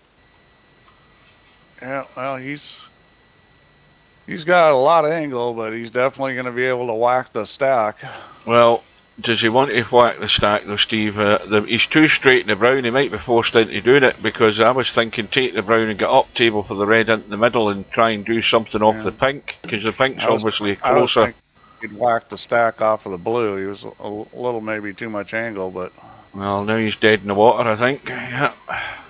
That's not a good... But Barkers, if he's got any sense, he'll let Stubb, make the moves. And that, because all you're then doing is just sitting there like a vulture. He's going to give Stubb enough rope to hang himself? Yeah, that as well. Yeah, let Stubb take the risk, because Stubb's gullible enough to do it. So just feed off him like a vulture. Just sit in the perch and wait. This is no good. He left him a shot, and a shot he can go up table with, that if he misses it, unless he hangs it in the pocket, he's probably going to get safe. Exactly, That's no good. This is exactly what it is. It's a shot to nothing. He's got the red. And if it slows up, he's going to nail him behind the brown if he doesn't. That's exactly what he's going to do. Roll up on the brown here, and then Stubbs in trouble. And this is what annoys the Americans, because you don't have to hit a rail. So I'm glad Larry isn't here. He'd be ranting already. Well, it's part of the game. It doesn't annoy me because the game's designed like that. The only thing that annoys me. Don't start. Let's leave it. Yeah. Well, you definitely know that. Stubbs, he's got the hit in the red, and he might have got away with this, I think. Let's have a look at that red next to black. No, he hasn't. He can cut that red. He can get the red first before he bumps the black, but he wouldn't be guaranteed he would have anything in the black. He's looking around for alternatives. He's got the red into the side, but he's got to get the cue ball out of there. That's the other problem. I don't know, you're a brave man if you want to try and take the one in the side, get the cue ball out of there, and again he's doing the right thing, just duck for cover. Now there's no plant on. Well, wait a minute, hang on, have a look at those two reds there. Those two reds there, Stubbs going to have a blast at this, I'll tell you straight away. Watch this, he's looking at it. Get ready folks, he's looking at a 4-ball plant. Or he's chickening out on it, and Barkers might have the nerve to go for it. Yeah, he had a look at it, and he's not taking it, and I wonder if Barkers has already sniffed that one out, because there's a possibility, and Stubbs just bumped to black to take that out of the equation. Well, the red goes past the black. Yeah, but, the snooker rules, one thing that I disdain is how much they've changed them. Because they decided we've got to make a rule for angle, because angle's it's unfair, and then they get rid of the rule. It's like they keep changing the rules. Remember that, Hugh, when the angled rule? No, I didn't know. Yeah. Well, I didn't know there was Yeah. one. There was a whole section Was that on not angled balls. Was that not black ball you were talking about? No, this is in snooker. Around I think it was 1996, 1997 when they initially changed them, and you know they've changed them more than once about what happens when you're angled. But we did not implement the proper angle implementation. Are you talking pool at the time? Are you talking about saying that you're not in a snooker if you're angled? Is that what you're saying, or you are in a snooker if you're angled? Is that I don't remember exactly what the changes were, but they've changed what happens when you're angled, like on a pocket. You're in a pocket, and the cushion's angling you. They call it angled. I'm guessing that if you are angled in a pocket and you can't get a straight shot to the ball that is on, whether it be a red or a colour, I'm assuming then that the referee wouldn't call it as a miss. I'm not sure. I'm just guessing. Let's see. Under the old rules of Snooker and Control Council, a referee would say foul, angle ball. So the other player could play from ball in hand in the D, which I believe is no longer like that. No, I don't believe that's ever been the rule. But I think that rule has changed more than once. Yeah. But it's the whole idea of we're going to make things fair. And as soon as people start thinking about trying to make things fair, they're going down the path of doom. Well, talking about the path of doom, Barkers has got a little lead here. Barkers is looking like he's going to win this game. I mean, unless he makes a silly mistake, this table's too good to not win from here. Now, he's nice in the blue just to drop through for that top red. That's the shot he's playing. So it's just a little roll through. Make sure you don't snooker yourself behind the pink and go far enough through. I mean, snooker, the basic way I think you want to play it is just like any other game, is natural angles. And, I mean, guarantee yourself getting on, and like he decided to come down here, and I'm not quite sure why. He way overhit it. He was obviously trying to get one of those two. I don't know whether one of them's blocking the black spot. I think it is, but he could have bided his time and just take the easier shot and go on to the red. The biggest difference in snooker and pool, as far as how you move the cue ball, is in snooker you're going to play off stun a lot more. And the main reason why is that snooker players are trying to get pretty straight on shots because, you know, it's easier to pocket balls and pool. So in snooker, people play for straighter angles. Well, with straighter angles, you're going to end up having to play off stun a lot more. And in pool, you play to leave yourself more angle to make it easier to move the cue ball. So it's kind of a different philosophy, but it's really caused by the fact that it's harder to pocket balls on a snooker table. Now, that brings, somebody mentioned something about 3 fouls. This tournament that you've got at the moment, Steve, this one that's running, this Virtual World Snooker Championship, you've got the foul and miss rule set to pro. The what? You've got it set to pro. Well, of course, it's a world championship. Why wouldn't is that the highest it goes to? Yeah. Right. I believe so. Because I'm thinking that I'm wondering if there's a few of these guys don't know that. So I can tell you, you know, kind of how the rule works. It's basically like, you know, I think there's a limit on rails. I know a 4-rail kick you still got to do. 5 or 6 rails it may throw out. You know, I talked to a lot of people about this rule, and I think most of the players in VP that have played a lot of snooker and watched a lot of snooker still do not understand how that rule is actually called in real life. I mean, you may have watched a lot of snooker, but I maintain that there are situations where it wouldn't be a free ball or a foul and miss if somebody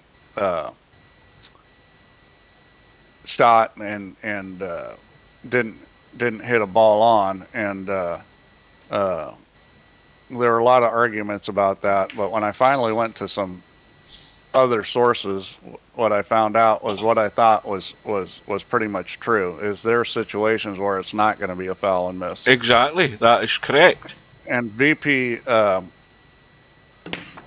not going to say VP is always going to be correct about that, but essentially,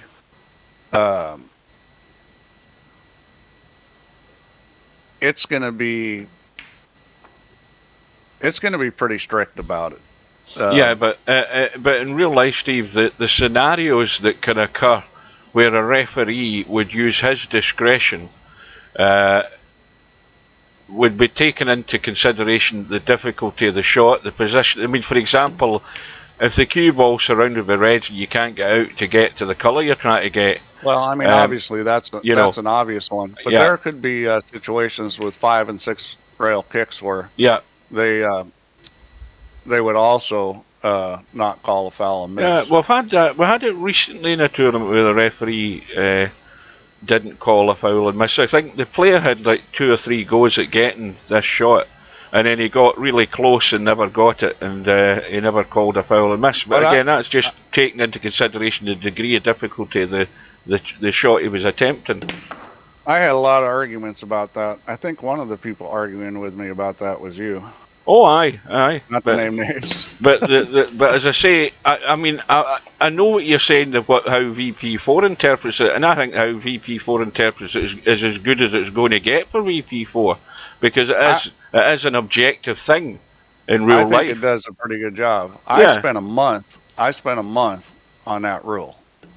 It was not easy. It is objective, and you know, if you've got 2 guys playing at a certain level, you know, the game will react in a pretty proper way, and you know, there's no other way. I don't think there's any other way in VP4 that you can make that better.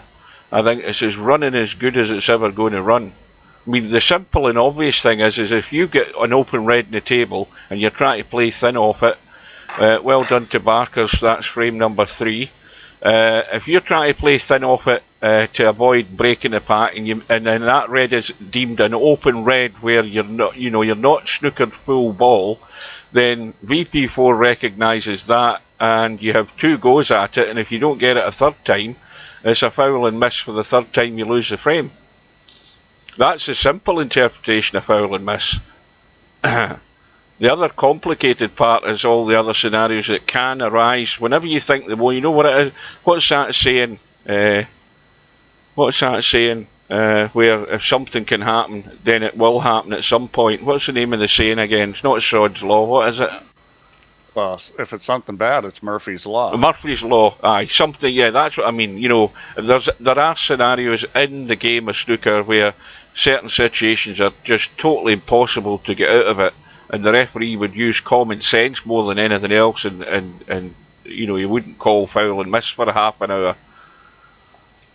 Now, that's the match over. John Higgins is out, so there's only one Scot surviving at the moment, with a chance to get to the semi-finals. Mark Selby's through 13 frames to 7, ground John Higgins into the ground basically. So Stubbs at the table, he's got no follow-up shot because I think he was too straight in the black. Where is he? Yeah. And again, what he should be doing here is ducking off that red there into ball. He's going for something crazy.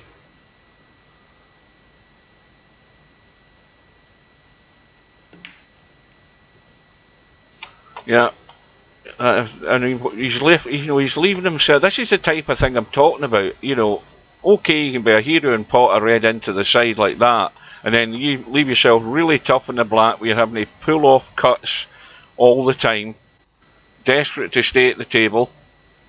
You know, and it works for a little while, but sooner or later you're going to end up a cropper.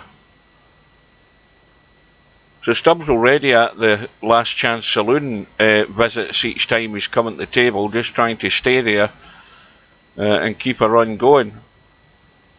Yeah, Stubbs just getting outmoved on this thing. So let's see.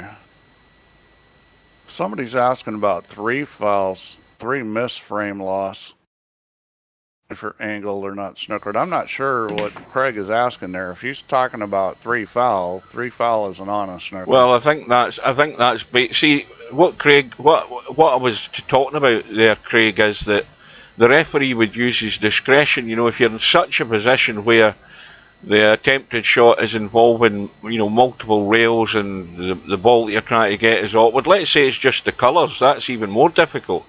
You know, that's not what he's asking, or not what I'm reading. It says, does 3 miss frame loss happen if you're angled and not snookered?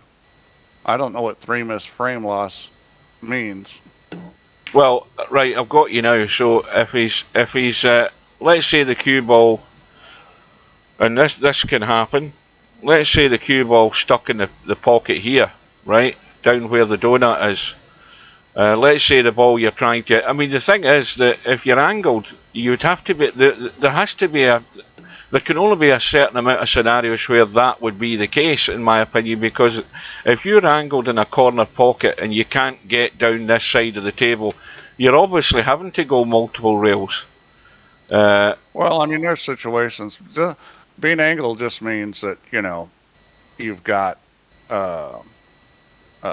it's just like blocking balls. So if you're angled and there's enough balls blocking where you have no path to go down the table and you can't kick at something, then it's right, not going to be a foul and miss. Yeah, but hang on a minute though. Going back to this angled rule, my question with that angled rule is if you're angled in a pocket and the ball on is the blue and the blue is up the table, then you know that's not. Is that going to simply be not called a foul and miss? Oh, it is gonna. As long as you've got a way to kick at it, it's gonna be called a foul and miss. Even though you're angled behind the jaw and you can't get a line, so that's obvious, right? As long as you've got some path to kick at it, and you know, in the pro and in the easier levels, it's 1 rail or 2 rails. In the pro level, it's multi-rail, and you know you're gonna multi-rail hits are gonna be looked at. Mm.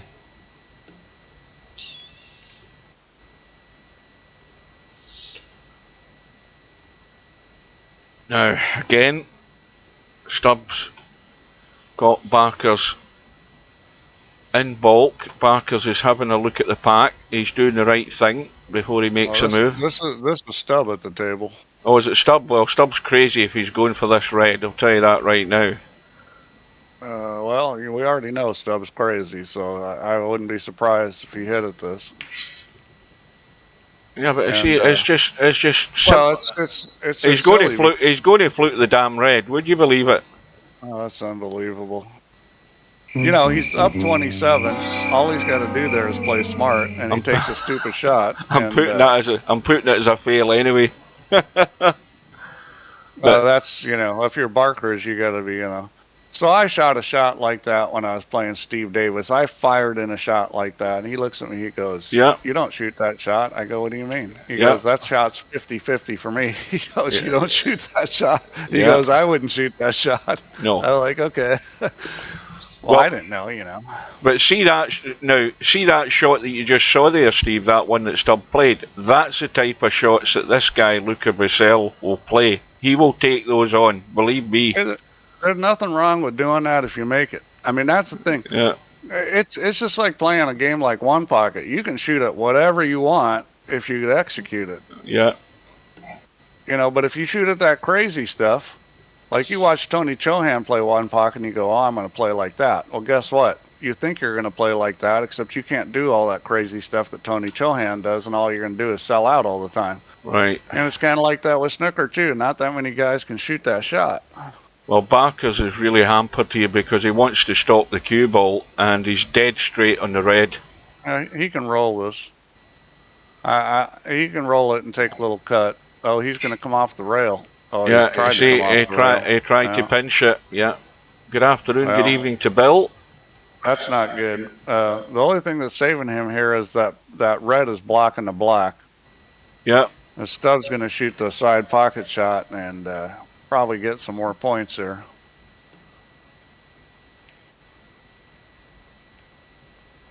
And he got a nice little bump on the blue, and you would think that Stubbs should win this game from here. Well, bear in mind there's really only 2 reds that are wide open at the moment.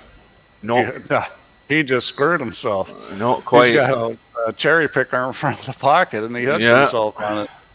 He snookered. Hey, Bill. He might, you know, here he's going to go and do something else crazy. He's either going to try and cut that red if he thinks he can get to it, that one there, or he's going to try and billiard off the red onto the red that's over the pocket. I would soft kick behind that red. That's the play here. Soft kick behind the red, because you're not going to give anything up. Yeah, just roll in the back of it. Yeah. Yeah. I mean, this is just like a one pocket situation. You soft kick behind it. That's not what I call soft. That was smart.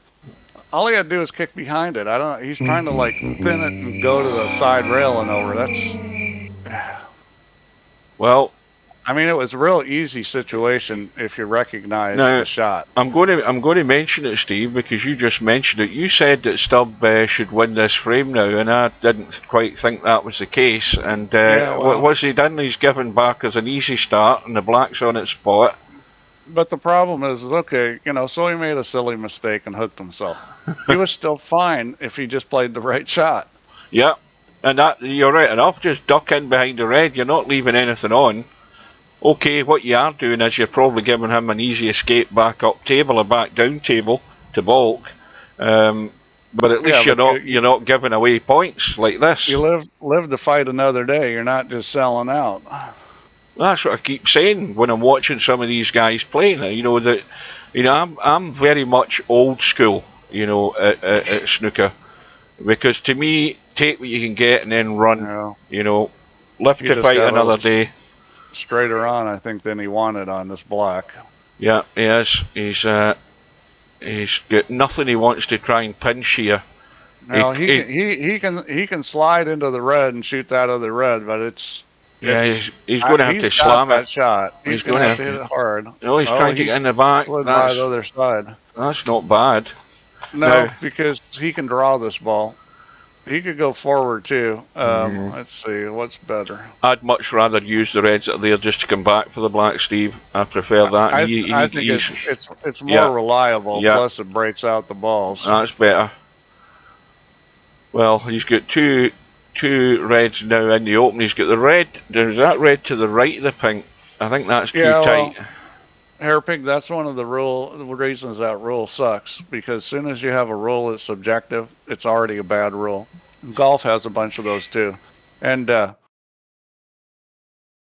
it's no coincidence that both these games come from the same island where they don't know how to make rules. Here we go. But yeah, subjective rules, anytime it's a subjective rule, it's a bad rule.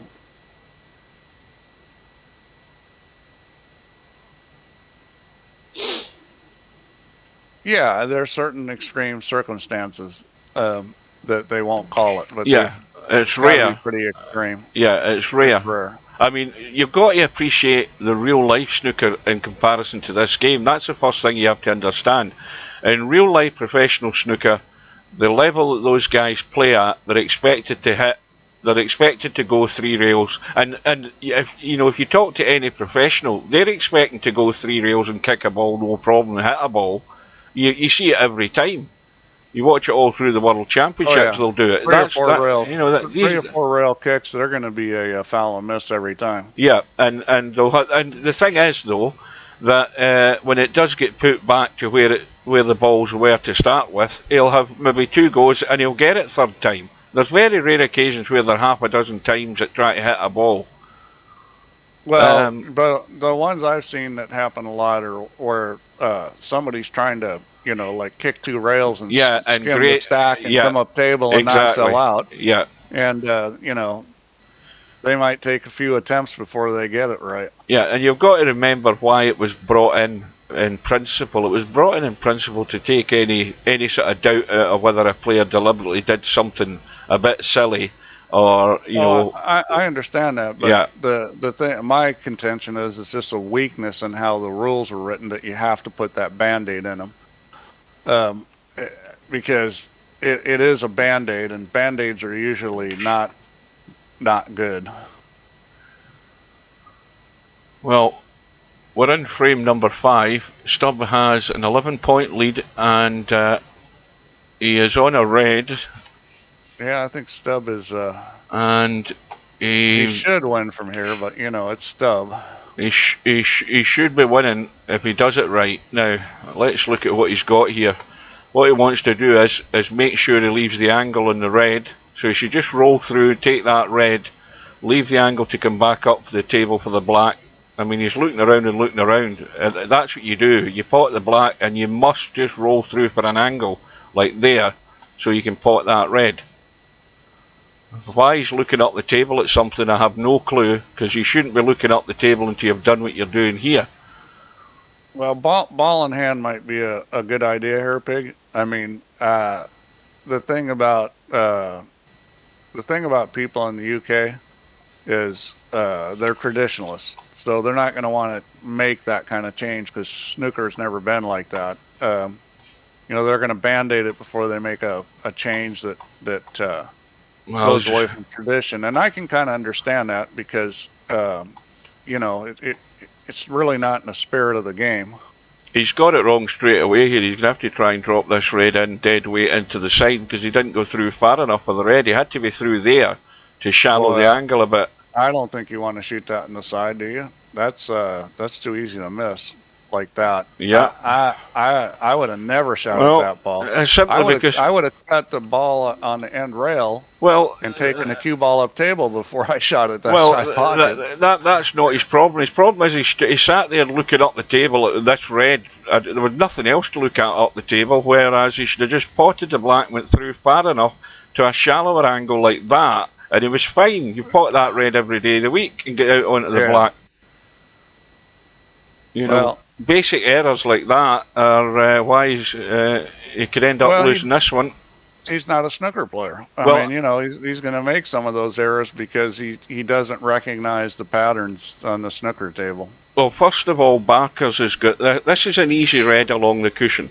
You know, he's coming back across. He's going to go inside if he doesn't go into the hole. So I think he's inside the red near the cushion. He's a bit straight. No, that's no good. Not a good angle.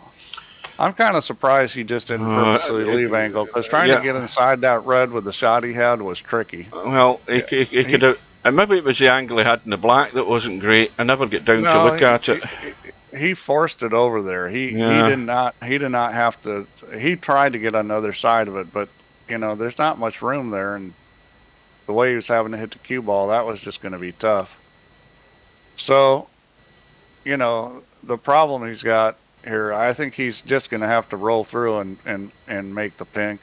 That's the play he's got. I'm pretty sure that's what he'll do. Yeah, the only problem with that is he's going to be pretty much nailed to the cushion here trying to play this pink, and then he can't get on that red good. You know, that's he decided to try to back it up for the black, but he didn't hit it good. So, no, I think he's backed it up just to duck, and that's not great either. I mean, that should have been nailed to the black. This is an easy hit for Stubb. Well, it's an easy hit, but that's like throwing some corn out there, because you've got to kick safe here, and Stubb's just going to blast it and hope. And you know, I mean, that's an interesting move. That's what we call throwing a little corn out, you know. Throw a little corn out for the animals. See if they'll come to feed. I'll tell you what's more interesting, Steve. Stubbs, because he's muted. No, he's not muted now. He's well, I shouldn't have said that. Now I realise he's not muted, but he's talking in the chat in the stream, and his last sentence here is, "I can't focus." Well, he can't focus because he's messing about in the stream. That's why. Well, I mean, you know, again, it's like if you don't play this game a lot and you get in a competitive match, you know, it's not that automatic to see the right play. Well, you saw he should have shot that red along the rail. He didn't, you know, he didn't see it that way, and well, I think he did. He just didn't get far enough across to open up and shallow the angle and make it easier. That's what put him off taking on that cut. I mean, if the thing is that, you know, you don't necessarily have to play snooker a lot. You have to play sensibly, and Stubbs long enough in the tooth to know that. I guess what I'm saying is you can't discount how important comfort level is in playing a game in a competitive match. Yeah. And I'll tell you this about playing pool is, you know, if you're losing to a guy, you do whatever to try to change things. You know, you may want to change the game, you may want to change the bet. I mean, if you're losing, a good strategy is raise the bet. Now, that seems counterintuitive to most people, but what you're trying to do as a player is change the bet, make him play worse, or you're trying to change the game, make him play worse and you play better. Yeah. Because it does matter, and Stubbs playing this game that he doesn't play a lot, and you know, he doesn't recognize the patterns and strategy, and it's easy for us to sit here and go, well, you know, he should have done that, but we're not playing, we're commentating, and it's easier to think about things. When you're playing, that can be tough. I just think he hasn't played this game enough. Well, I mean, he could still get out of this hole, but again, he's got to know his limitations, and you know, he wants to push the boat out once too often. He's going to end up with the same result each frame. Well, in this kind of tight game where it's going down towards the end of the game, you know, that strategy matters a lot. Choices matter a lot. All it takes is one mistake and you end up losing this kind of game. Well, this is tough for Barkers because, you know, he can pot the green, he's got to manoeuvre the cue ball. Now this is going a bit too far. A little long, but you know, this is fine enough to roll it in, but you're not going to be good in the blue. So he's, again, if you're going to be aggressive to make this clearance, you've got to get a hold of the cue ball here. Yeah, well, he's got to decide, you know, he could bring the cue ball around the table and shoot the pink in the side. Oh, I'm sorry. I'm looking at the wrong ball. He's cut it too soon. Oh, he used all. He's trying to hold it now. He's got a pot in the blue. Yeah, I mean, this is the kind of shot that, you know, it's not going to be a gimme, but it's the kind of shot that position on the pink is guaranteed. All you have to do is a little bit of draw on this and take it to the side rail. So if you can make the ball, you're guaranteed you're getting on the pink. Don't get into the blue too much though. And that was well done, apart from the fact he hasn't got into it enough. Yeah, he didn't quite get into it enough. Well, but he only needs the pink. Yeah. Got to watch the cue ball though, just in case. Yeah, well, I mean, it's on a line where if he just hits it, it can go on the side. There you go. Yeah, and there goes Stubb losing a game that he probably should have won. And, well, Semi-Pro might have got it right. Semi-Pro called it 6-1, and as it stands now, it's every possibility it will be. I don't know why Stubb's still fapping about with the black. This is good for Stubb. I mean, this is what players need to do, is play different games, because it's going to improve their other games. They'll get better at this game. They'll improve their other games. You listen, Cobra? Playing banks, you know, like if you're playing pool, you know, you should be playing in that banks tournament, because it's going to make you a better player. I don't care what game it is, straight pool, 8-ball, 9-ball, 10-ball, any pool game. Banks are going to make you better. Read the chat in the room. He says, Stubb says, lucky CS, I'm not even warmed up yet. We're still messing about with this black for absolutely no reason whatsoever. Thank God for that. Well, into frame number 6, and that's a better controlled shot in the break. Now you see how those two reds have gone to the left hand side. That's what I was talking about the other night. The two reds that go to the right hand side, if you get the break right in VP4, they block each other. Stubbs had a blast, and guess what, here he comes. Oh,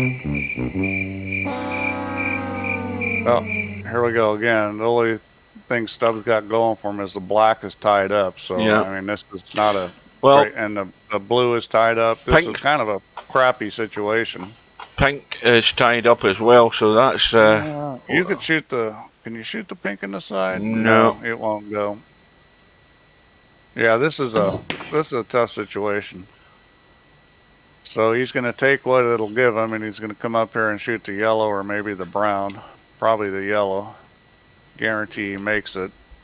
And come back down table, and you know, maybe he can get on a ball where, you know, this is where you want to have a plan of where you're putting the cue ball, where you can get on a ball and move one of those colors. Well, there was a sure possibility there. He's gone too far in the red to the left of the pink. That would have been the one to get a bump on the pink. He's not in a good situation here as far as getting a bump. He's maybe going to try to get back into the 5. Nope, he's just going to run balls up table.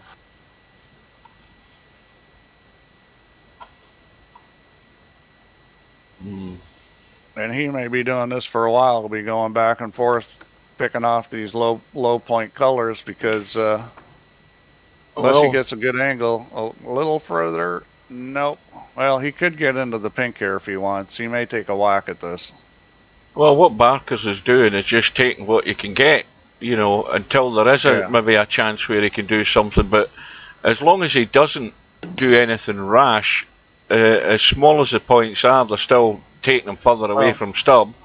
He could have gotten the stack there, but there's no guarantee he was going to come up with a shot. And what he's doing is probably the smart thing. He's picking off all the reds that are easy. So when he does miss, there's going to be a lot less available reds, which limits the points that Stubb can get.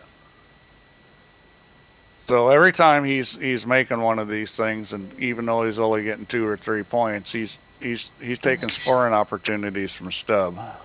That's just going to hold. Now he's got a chance. Now here he's got a chance in the green where he can let the cue ball run off that side rail on the left as we look and try and bump into that bunch of reds up there. Now he'd be unlucky if he wasn't on one of the reds to the left of the black. Now he's going the other way. Yeah, I think he's just going to keep picking off these balls. Well, he's still got those. Yeah, he's doing the right thing. I mean, he could have been aggressive. And see the line that cue ball's taking. He could have went in there hard and tried to smack them open. But why do that when you're opening it up for your opponent? And he's doing the right thing. Yeah, he said, okay, he tried to get a little bump there. And that was a smart shot because he knew if he didn't get the bump, he's still on one of these balls up table. Yeah, he's doing the right thing. And trying to bump the blue out is a safe shot because you're not going to sell out a bunch of balls doing that. Trying to get to the red in the middle of the table between the blue and pink, that'll do it. Yeah, he's got a good angle now to bump this. Oh, wait a minute! Wait a minute! Hang on. What's he looking at here? He's not going to shoot that. He's going to bump this blue loose. The question is, do you want to run into the blue or the red? Well, he's got to stun this firm to get into it. That's why he's not bothering. He's not even going to do it. Yeah, he's just going to stick with this strategy. I'm just going to keep picking balls off. He may play for this red next to the blue next. See if he tries to come back table or just plays for the red next to the blue. That's exactly it. And he's probably just going to, he's probably going to draw this back. It's a little touchy trying to get on the red with a stop shot there. I think probably come back for the blue. Yeah. And there he goes. Now, he's got a little angle in the blue. I don't know whether it's going to be much good for him, but if he gets the pace right, he can drop. Let's have a look again. I think he goes forward and shoots the red by the black here. Yeah, he's got a chance of getting there. And shoot the red by the black. Yeah, he's got the legs. Nope. Yeah, he's there. He can shoot the red right by the black. Can he get that legally? It looks tight. It is tight, but I think it goes. I think we're going to see foul in a minute, unless you can just tweak it a bit. He's trying to tweak it a bit. I think it goes. We're about to find out. It looks tight to me.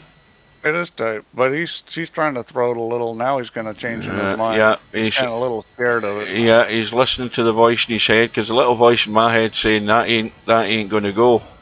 Well, you got to be sure about this, because you do not want to take a foul on the black and sell out, and you know that. I mean, that's now when you look at it. Shoot this, you got to be sure about it. Yeah, when you look at it down low, it does go, and he's got it, and that's worked out nice. So fair play to him. He thought about it, and then decided he'd go for it, and then got it nailed. Well, you know, for me, I usually think balls won't go on VP, and they do. So when I think it goes, it probably always goes. Because I'm the one that says that doesn't go on it, and then it does. Now, and the red, it goes. So with that red there, you can just... That red and that black, he's going to be at 49. He can either come back and hold for the black. He could probably go forward behind the black. Yeah, he's just holding it. Better. He's going to hold it. See, now though, he's got an angle to bump the reds. Now, I don't believe he wants to be trying to play for this one. It will go, though. I mean, he could just stun up for the red into this corner.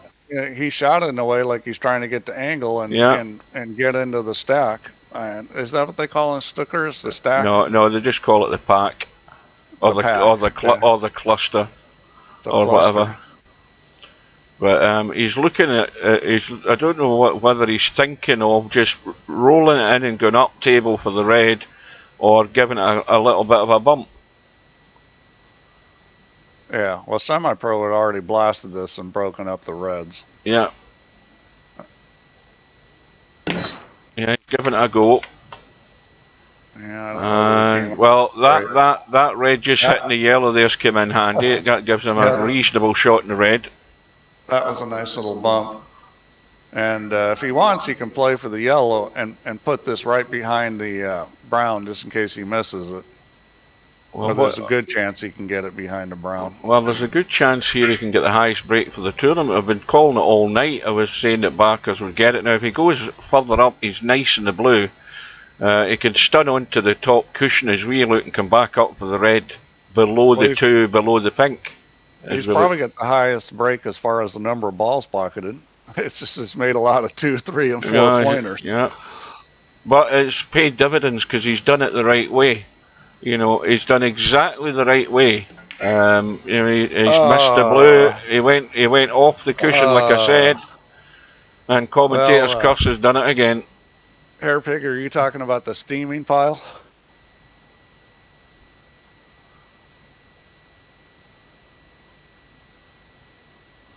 What's Hairpig talking about? He's talking about the steaming pile of something. Anyway, Barkers with a 49-point lead.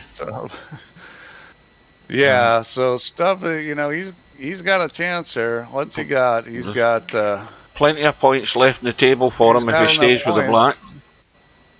But you know, we haven't seen Stubb crank off a big run. That's what he needs here. Right, just a run forward. I mean, it's sitting pretty good for it. I mean, Barker's got to be biting his tongue after missing that blue. That part of the shot. It was not difficult. I was expecting him to get that and get the high run. You know, disappointed he didn't. Well, he stunned it in. Now. Yeah, he's okay, but he's got to get a. Well, I don't love that one. Yeah, I mean, he's fine. He doesn't need to move anything. He just needs to get on that red, the second red above the pink as we look, and it goes clean. Easy. You should be playing for that now, which is what he's done. On a rail here. That's perfect. That's perfect. Yeah, going to leave it further, but he's okay. Yeah, he's just going to stun this one too. So this is but he's looking like he's got to stun this shot. Well, this is a perfect setup to run the table here. Yeah, the way these are sitting. A little bit of draw over it. Yeah, that's a good shot. Now is he going straight? Let's have a look. No, he's got an angle. Now the angle's fine. All he needs to do is make sure he's high enough. You don't want to leave yourself awkward. Yep, that would be the mistake, is not getting above this. If you want to be coming back for the black, that looks reasonable if it bounces. Yeah, he's a little low. Yeah, That's not where you want to be. Well, I think he knows he's going to hit that red, so he needs to bump this through a wee bit more. Well, I see he's going to... He didn't. He He's going to didn't have to really hit that hard enough. Yeah, he had to bump it through a bit more so that the cue ball would run through a bit more. Now he's altered in the black and he's altered in the pink. Larry's asking what the high run in this match. It was probably the one Barkers just did right there. What was that, like a 40-something? I think he's at... no, he's at two... Oh, no, he's he at did a 259s. He's at 259s, I think. Just hasn't got over that 60 mark yet. Well, this is a big shot here. This is pressure for Stubb. Getting on the red. Man, And he's got there. Did it well. That's perfect. Well, Barkers is now getting his own punishment at the moment for that missing the blue.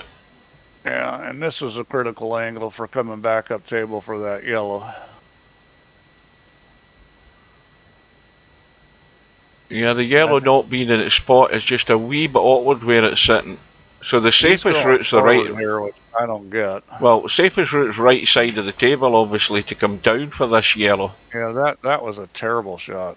I mean, that was just a terrible shot. I thought he should have just stayed above it and then gone forward and down table. Now, if you look at what Stubbs got here, I mean, he's got a pink he can roll up into the corner pocket. The problem is he's the wrong side for the yellow because of where the brown is. I'd be shooting a pink in the side pocket because, you know, it's easy to get on the yellow from there. This is doomed to failure, this, unless he leaves it high like that. Yeah. Yeah. He's going to have to cut it. That's not a bad shot, you know, because the position to the green is pretty automatic here. Maybe just a teeny bit of English. Does he want to go 2 rails, or does he want to try and just come back forward and in the gap? I'd be going 2 rails every time here. I just think it's more reliable. But he's not at a place where he can stun this. He's got to roll this with English. This is not a shot I would think any snooker player would stun. Well, he's going around the table. He's going the scenic route. Which, you know, there's nothing wrong with that, but there was a lot of traffic he had to go through. If he hit the blue or the pink or the black, it could have got ugly. He got away with it. Well, he's looking good at the moment. The run is 41. There's still 25 in the table, so he can actually tie the high break for the tournament. Now, tell a lie, he can't. I think he's 1 short. Am I reading it wrong? What did I say? He's on 41 and 25. Yes, he can tie the high break for the tournament. And you know, this is the place that Stubbs good. You know, Barkers missed the ball and left the open table, and Stubbs good at running out. Well, straight through to the cushion and back out, so you're staring down that blue into the middle and then just drop them through in the pink. This is easy. Yeah, this is all real easy here, and I might be able to run these 4 balls.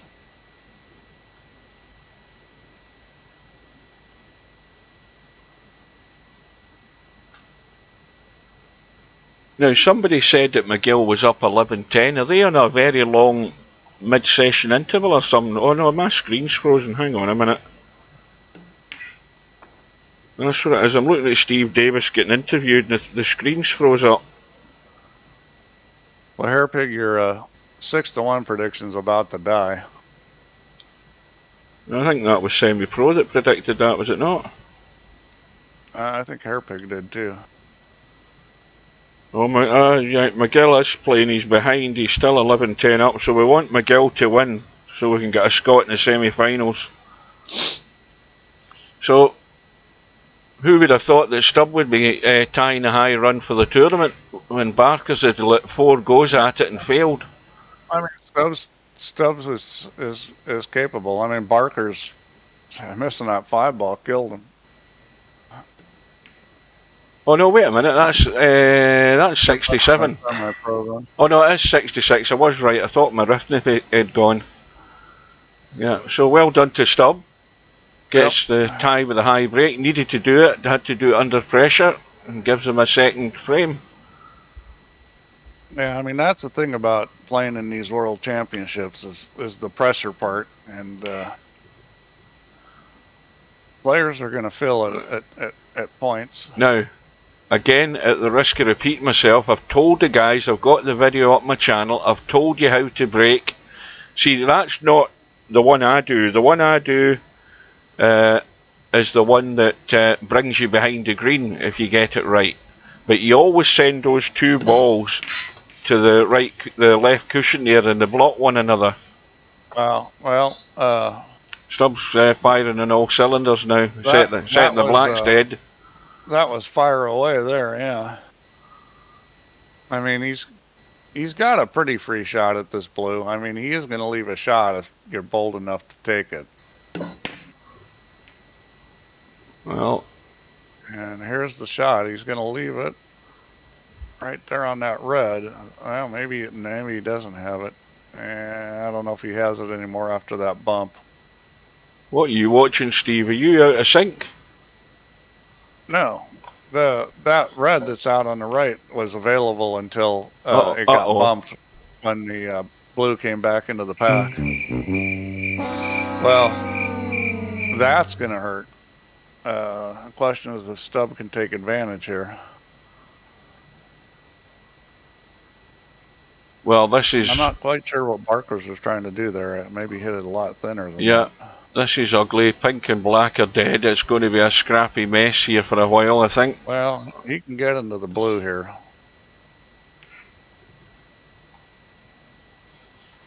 Well, he's got nothing. He was trying to get to the blue, but... Well, that's no good. Again, the target is behind the brown, so you play safe off the yellow and duck in behind the brown. He won't do that. He'll shoot. He's trying to get down for that red that's between the blue and a bunch of reds. He's the second red, the one nearest us. That's the one he's going for, I think. Yeah. Well, this is a little tricky getting there. And he's coming up on top of it. He's almost getting there though. Yeah, he could shoot that. Not a bad effort. Yeah, and he can get on the blue from here. Well, he's going to go forward. I thought he'd drag it back past those balls. He's going to go forward and bump them, and this is indeterminate whether he's going to get a shot if he makes this. Looks as if he's going to knock the red out of the way and leave the blue sitting there. Oh no, he's bumped to blue. Well, that'll work though. Although he's going to be colliding with the red and probably not have a shot next. Yeah, this is unlikely to come up with something. I mean, that one red near the black does go in the side pocket or up table. Well, he might want to try and use that red that he's running into to hold for that red into the side. You can come off that red and go into the stack too. That's just like a rail. It's sitting perfect to fire the red in, come off that other red and go right in the stack. You know, that's a typical kind of shot in like a one pocket or straight pull, is you use that ball if it's sitting right, just like a rail, and that one was sitting perfect to bring the cue ball back into the what do you call it, the cluster or the pack. Well, yeah. there's nothing much on here for him though. I mean, he's just going to pot the red and get some sort of colour, but he wants to have something where he can get a good bump. I mean, the aggressive shot he's going to play is that one. Well, if he gets this red in a colour. I can guarantee if Stubb would have seen that shot, he would have fired on that blue. He just didn't see the shot, but it was there.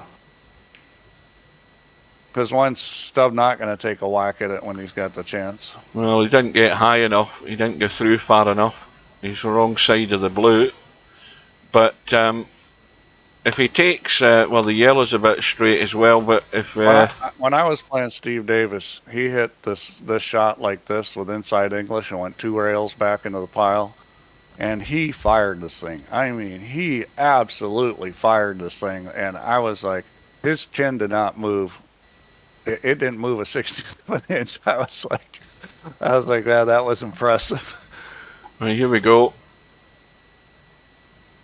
Big amp on, unless he's just going to roll through and leave this red that's the left-hand side of the bunch. Yeah, there's no way, you know, he could get there. He had the inside shot if the brown wasn't there, you know, but he couldn't shoot it the way it was. Here we go. Here we go. This is he's got to use the black as a stopper and just chip that red and duck for cover here.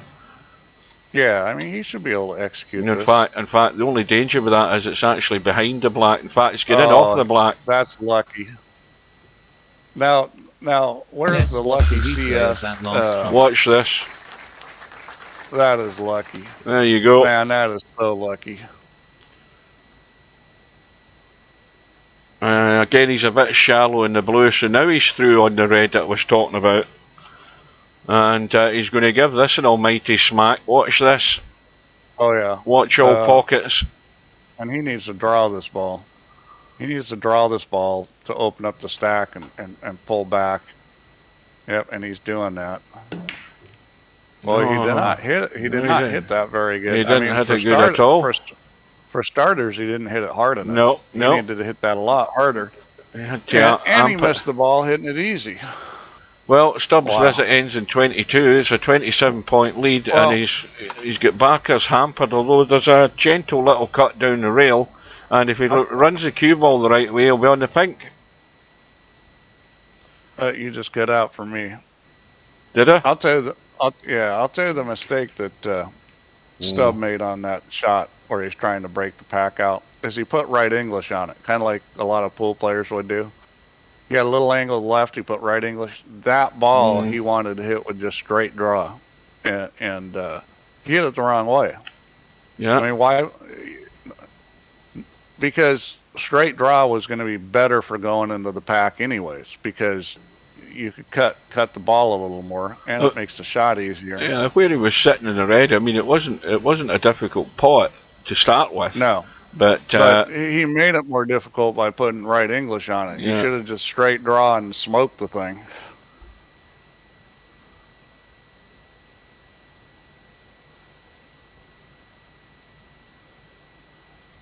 Yeah, see what Larry's saying is, you know, that's why you don't want to that's why put English on it. You know, it's just. Yeah, it's always players don't put English on it unless they really need to, and in that situation, not only did you not need to, but it made the shot worse. English was going to be better. Big change every time you move across the snooker table off the 9-footer. Yeah, Definitely. well, you know, your habit your whole life of you know, putting that kind of English on it for that shot, and in pool. You know, you're cutting the ball, you're going to put a little outside English on it so you don't get a clinger and, you know, have the thing throw. But in snooker, they always keep the ball so clean. And by the way, in VP4, these snooker balls are very clean. So they're not going to throw a whole lot, especially at speed. Now, is Stubb going to do something really crazy here and hope he get? I mean, he should do, I think, because the yellow's there. He's going to have a blast and he's going to have a smack into the bunch here, I think. The yellow's there. Yeah. He'll be unlucky not to have a shot on it if the worst comes to the worst. Nope. No, he's, again, I mean, I'd have been a bit more aggressive than that, though. Yeah, that's a little surprising. I mean, I can understand trying to bump a ball or two out, you know, and play that strategy, but in that situation, it seems like you'd want to. Well, let's have a look at the angle he's got here. He's going to have to play this with the left-hand side if he wants to come down to the red at the bottom of the bunch. He's only got one ball open is that red at the bottom of the bunch. No, I mean, I guess he could shoot in the side pocket, or he could do this. Yeah. Ding, ding, ding. Yeah, he might have been trying to get on the red end of the side. Yeah, to me it was far easier to go onto the red in the bunch at the back of the bunch than do that. Yeah. Much better odds of getting onto it. He needed to play that the left-hand side to square the cue ball off the bottom rail, or the top rail as we look, and come down in a straight line for that red. It was easy. It wasn't a difficult shot. Well, he could have tried to run at those two balls on the side rail, too, because a good chance you're going to bump one open, and if you don't, there's a good chance you'll have the one in the side pocket. And I don't know if he was shooting that or not, or just playing safe, but he's probably shooting and missed it. He definitely was. Now, Stubbs got a shot to nothing here. Well, he can cut the ball on the right, back left if he wants it. That's I the don't one. know that that's a wise shot to shoot at this point. Yeah, it's a good shot to nothing. I mean, he'd be unlucky if he left it hanging in the pocket. He's more than likely gonna overcut it, and it'll come back onto the top cushion. Yeah, well, he can go 3 or 4 rails to try to get on the blue or the yellow. He's overcut it, and he's fine. That'll do it. I mean, that's not bad where the cue ball sat. That's the general idea of playing a safety. You know, a shot to nothing. If you get it, you get it. If you don't, you've not left anything on. Actually was a good roll bumping the yellow like that. This is a little nasty right here. I mean, he can shoot at the ball if he wants, but he's crazy to do it. And this looks like a pretty good shot. Is he gonna give it up? Hang on. Brown's gone in. Brown's gone in, and he left a shot too. That could be a disaster for Barkers. Stubb 39 to 4 in front, and a good chance here to just cut this red in and come up the table into this area here for either blue or pink. That's what he wants to get. He's just coming the top side of it. That's fine. He's got on the correct side here, so he's fine. He should be able to. Now he's looking at the pink. He should be taking the blue and just coming down for the bottom red there, getting rid of that. Yeah, I agree. Why would you do anything else but that? Or he could come through for the top red to the left of the black, depending how much he puts on the cue ball here. He could just dink it in, I think, and hold for that and bump the black out, although he doesn't need to. I think the black goes, yep. Well, and both those reds go, so he's... Well, it would be a lot easier if he got rid of that one red sitting out there as far as trying to play that black. Well, he's coming for the one above the black now because he's hit it heavy enough. And that's perfect. And that's a good shot. Now all he does is stun this in firm just to either run into that red if it bumps that far, and he'll be on the black. So he hasn't got into it. I mean, that's fine. You can still take it. Yeah, he's got the red right next to it. That's just a...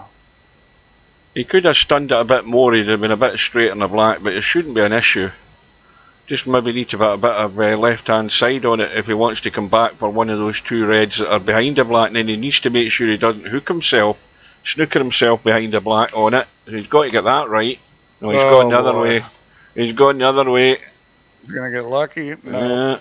Well, he is. He's fine. He's on the red. He missed the ball. Oh, did he miss the black? See, I'm too busy looking at where the cue ball's going. I didn't even notice he'd missed the black. That's what I was saying. He could get lucky here. He almost rolled up on top of the pink. I'll tell you what, Stubb and his lucky CS, but Stubb's gotten the rolls in this match. No doubt in my mind watching this match that Stubb has gotten more rolls. I'm so busy concentrating on where the cue ball is going. Well, and he's going to be shooting the pink here. And he's a little funny on this. He's going to have to draw this, get to the other side. That's a well-played shot. Needs to keep running. That'll do it. Because that opens up that red. That's the one he wants out of the way, because that's a bit of a hindrance for the other one. Yeah, that one was blocking the black, so that's... He's all good now. I mean, this is going to be... this could be a pretty good comeback here off of a... miss you didn't expect out of Stubb. Well, the interesting bit is about to come, because those two reds on the left side cushion, I think that, let's have a look if we get down close. You can get onto that red there. No, maybe not. I was looking at one of those reds does go. The red on the outside goes. Yeah, I think if you can get... it's tight looking again. It goes. It's tight, but it goes. There's enough of a gap there. A little bit of English, and you're rolling it. You can make it. So, but he's got to clear those other two reds out before he can. Now, why is he taking so long to shoot this red? Yeah, that's why he's taking so long. He's gone. He's back.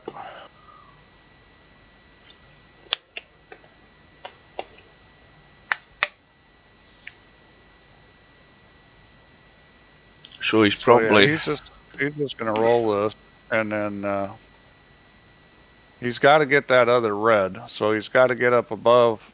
He's going to have to get up above where the black spots and get that other red. And once he's done that, he can play the two along the rail. Get high enough, and that's perfect. Yeah. That's exactly where you want to be. Now, he could maybe try, if the angle's good, he could run in, around the corner and try and bump those two reds and still hold for the black. Well, no, it probably wasn't, but maybe if he'd tried better, he could have. He might have been able to. Commentator's eye thought that he could have. But I think, I think he's okay. He's more straight in than he wants to. He's going to have to play that red on the side. Hang on, the cue's missing. I think he's gone again. Yeah, I think he's left the building. He's from the UK, isn't he? Well, according to his flag, he is, and we assume he is, yeah. Yeah. Well, I mean, haven't had so many dodgy connections in the UK as of late, but, depending on where he lives and who his ISP is and this and that. Well, I'll tell you what it is. This is a good time to have a bathroom interlude. I'll be back in a minute.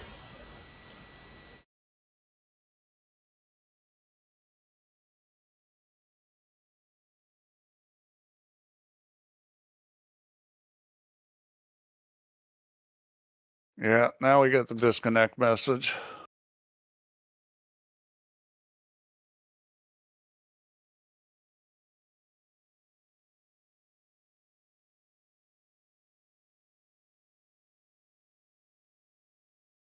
It's like too many people watching YouTube in his neighborhood or something.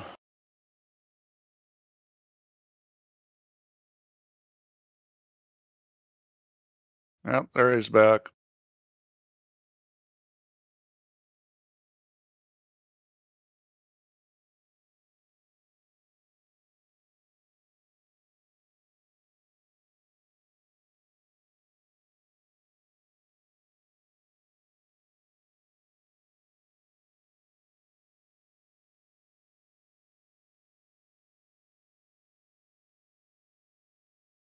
Well, I'm not quite sure what he's doing here. He's not that hampered. Yeah, there comes the butt of the cue down. I'm just going to roll through and then shoot this red in the side.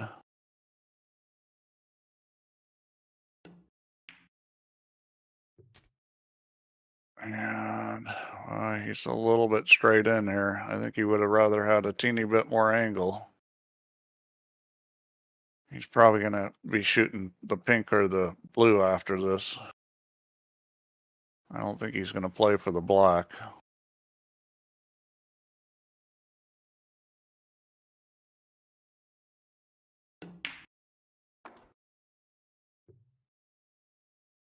And I think he'll shoot the pink. The one red on the outside goes. The problem is it doesn't go if you're on the rail. You've got to have an angle, kind of like the angle he has now, on it to be able to make it. So this shot's a little touchy. This could go sideways here. Well, he tried to break him out, which maybe wasn't a bad strategy since the other shot was touchy. He's probably going to try to snooker him on the black here. Barker says, why have I been kicked twice? Because your connection's crap, that's why.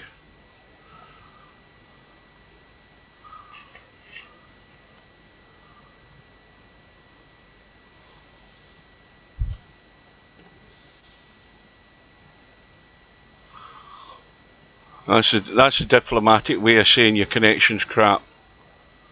Yeah, well, I got a little diplomacy in me. Not a whole lot, but a little. Well, I don't think he wants to shoot at this. Has that red been moved? Is it still? Has they been touched? Those two reds? They have not been touched. They're still sitting the same way. Hmm. And is he gone again? I think he's well, his cue's there, but I think he looks as if he's lining up to try and squeeze this in. I think he's. Or has he gone again? Well, no, he is there. His cue's there. He's moving. There's signs of life. Well, your Wi-Fi can think it's love and life, but your Wi-Fi is not your internet connection. That's your Wi-Fi. Yeah, that's well done. He managed to just squeeze it in. Yep. Well, this shot, let's have a look. I mean, If he takes the pink, he's going to have to punch the pink in, get that cue ball off the opposite side cushion, and he's guaranteed to be on the red. If he takes the black, he's going to go further and further away from the red, so the pink's the right shot. I doubt it's his system, Slim. It's probably his connection. In these kind of situations, that's what it usually is. Well, good evening to Slim. So, Slim, you see I set you up your own commentary booth on Discord. I think I got it wrong. I called it You'll See with 2 E's TV. I think he's going to shoot at this, a little English, and roll it. Boy, well, that's not really where he wanted to go. But he's got a shot on the black. I don't know what he's going to do about the yellow, though. Maybe he'll shoot the pink here. Seems like better to shoot this pink than this black, isn't it, Hugh? Well, looking at the scoreboard, see, I'm looking at the scoreboard before I shoot any pink or black. Let's have a look at the scoreboard first and look where the yellow is. I'll tell you what I'm doing. I'm ducking in behind that black. That's what I'm doing if I'm Barkers. And Barkers is a snooker player. That's what you do. You gotta figure that's a smart play, because that's guaranteed. Make him kick at it. And a good chance you're going to pick up 4 points there. Well, and it'll be a foul on the miss. Look at the speed he's hit this at. There's a free ball possibly as well. Where's the cue ball going? See, Stubbs not thinking. That's going to be a foul on the miss. Here we go. Well, it's going to be a foul on the miss. He's going to have another go at it. And the other thing is, the next time he does it, he's got to be careful he doesn't leave a free ball, or he's going to lose this frame. Simple as that. Now, why has he not been put back in? Yeah, there we go. So, watch for the free ball behind the green. Unless he adjusts his line and he gets a hit right this time, because he's going to leave a free ball behind that green. And if he bumps the blue, he definitely will. Well, that looked like the same line. Yeah, I don't think he really adjusted it much at all, because again, he almost scratched again, so he needs to adjust it slightly. You think he's going to give up a free ball here, huh? Oh yeah, if he plays it softer and adjusts his line and he still comes out behind it, then he'll leave the free ball. I think he's probably aware of that. He'll get the scratch eventually. I told you. No, he hasn't. He's still doing the same thing. You know, if it doesn't work 3 times, why do the same bloody thing for a 4th time? You know, adjust your line. Go to the other side of the side pocket. There you go. There he goes. There you go.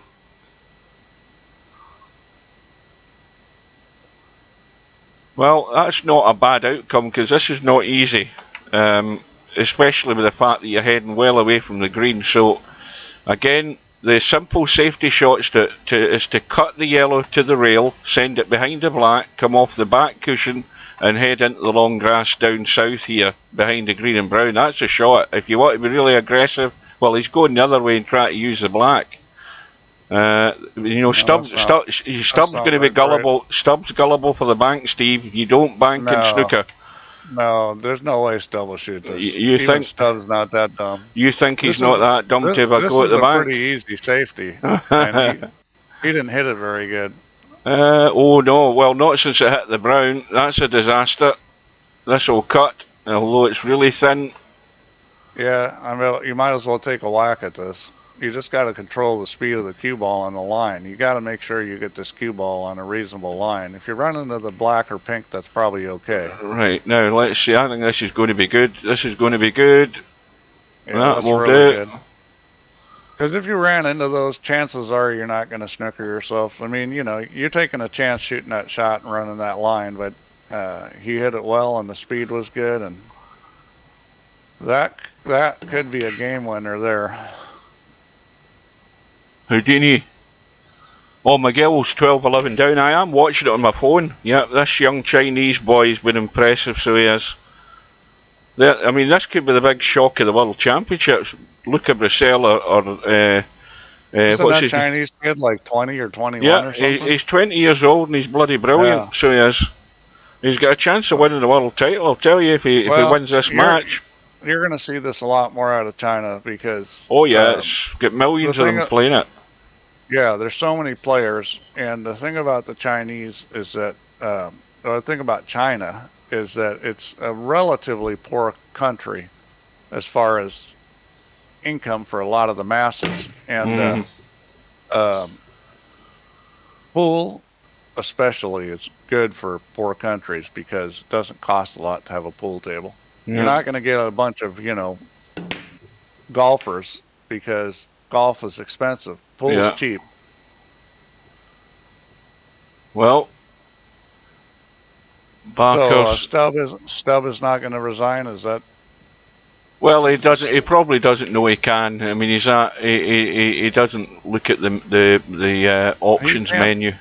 He can't be that daft. I know he hasn't played a lot of snooker, but I know he's played enough that he must know about resigning. No, there's no such thing as resign in Stubbs' vocabulary, Steve. Have you not worked that one out?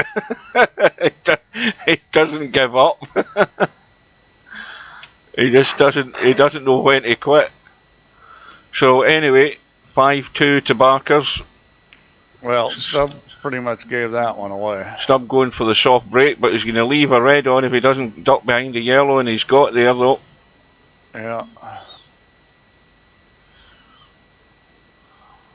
So that's pretty good. He's going to have to maybe soft kick behind the rack or do something, because this is looks like he's going to go into the side of the rack with a soft kick. Yeah, the only problem is he's going to leave Stubb an awkward shot in the red by doing it. In fact, is he squeezed out at the back there? No, he hasn't. That's not a bad shot to leave. I mean, he knew he was going to leave that, and that's it's corn. Remember the corn comment? Yeah. He's throwing a little corn down on the ground there. He went for it, and he went in all. Yeah. So this is like taking candy from a baby. Thinks Barker's doing that. And just keep doing stuff like that. Just leave the bait for Stubb. He'll take it every time. Yeah, I mean, he did not have to shoot at that ball. It wasn't a wise ball to shoot at because, it was hard to... It was a difficult shot. You could sell out. Plus, it was going to be hard to make a lot out of it. No, unless he got in a position on the blue where he could come into the pack, he was going to be in trouble. This angle in the black, he's just trying to squeeze through to bump out for that red, which he's done. And that's good. He's a little funny here, though. This is really not any good. The one he played for's tight, but he's got it. Oh. Well, now he'll be a brave man, because this is every pro's dream where he is in the blue, just to stun right into that pink and open him up. But he's just going to take his medicine and take the red that's there. He's not going to be crazy. Take any chance. And I think it's probably a good move because he's got a huge advantage over Stubb as far as knowledge and how to play the game. So why take a chance of opening him up and potentially giving the game away? Yeah, well, Barkers has done. He's done most things right, in my opinion, tonight in terms of knowing when to duck for cover, not taking risks. Yeah, he obviously understands how to play the game a lot better than Stubb does. And of course, the other thing is when you're 5-2 up, you don't need to take risks. It's all the onus is on Stubb to try and make a move, agree. And Barkers can just pounce on him. And we saw that on an earlier game where he just didn't take any chances in opening up the pack and kept taking the 2, 3, 4, whatever, and that was a good strategy. Well, it's a good thing his speed was good there because that was going right in the pocket. Let's have a look at the bunch now. Stubb can only see obviously either side of the pack. He doesn't want to go right side because he'll probably go in off that one. And now again, you see this shot here is just giving Barkers an easy safety to try and get in behind a vault colour now. Now he should be playing off possibly that red, not that one that he's looking at. That one there would have given him a better angle to go to the cushion. No damage done. I mean, it's 4 points away, but Barker should have played that red, because that red there allows you to use left-hand side in the cue ball, bump the rail, and then get in behind the green and brown. He's desperate not to disturb the pack too much, but I would have done that. Well, you had enough balls there that were enough gaps in it that I think you're right. You could have gone at that ball without selling out. So Yeah. Well, Stubbs giving him a shot. He's probably going to take the back cut on the low one because he's not taking any chances. The shot to nothing again. Yeah. Yep, and now he's going to nail Stubb again. Yep. This is going to be pegged right on that green. Yeah. Well, he didn't do a very good job. Again, he should have been tight. But, you know, this is an easy hit to just roll into the bunch. But, you know, it's Stubb. You don't have to do a lot sometimes to come up with something. Well, and Stubb played that pretty well. I think he may have given up a shot, though, on this red. No, he's not going to entertain that, I don't think. Yeah, it's, well, is he going to try? The problem is if he shoots this and misses it, he's giving up a shot. See, the closer I get to this looks good. He'll be on the black. He'll be on the black. He went forward. I think he was just trying to avoid not giving up that one ball, which he would have anyways.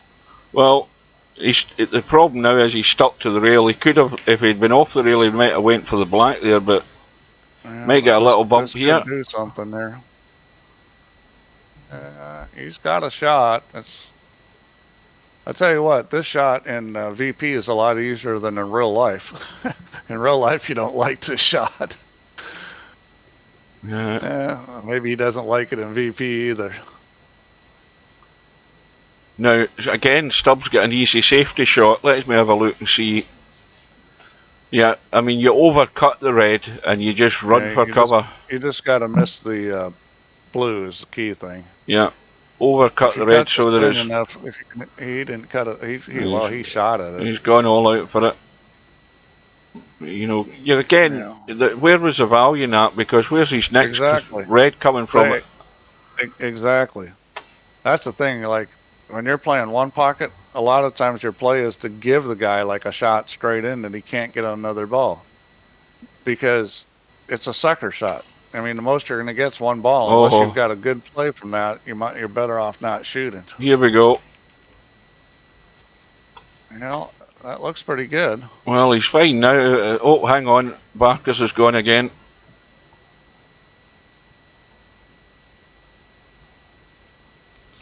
Let's let Ed ball. BS doesn't only mean bullshit. It also can mean bad shot. Just thinking. Don't think too hard, Ed ball, because with Stubb it means bullshit. I mean, we could take a vote. Does anybody doubt that BS from Stubb doesn't mean bullshit? Oh, and of course it does. Well, that could, I mean, you could really stuff things up with saying, is that a tactical disconnect by Barkers there just to put Stubb off his game? Ed ball, he needs to go kind of put his head together with, what's the guy's name that starts with a W? The one that says stuff like defending Stubb. Who's that? Wanker or Wankman or Wank something or other. You know, starts with a W. You know who I'm talking about. I don't know who you're talking about, Steve. Italian. No, there's one guy on here that he's said stuff like that to me before. How could you kick Stubb for 4 hours? Like, well, it's easy.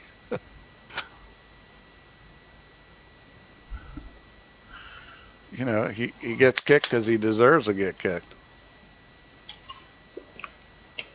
Well, Stubbs got the red. He's got a tough yellow.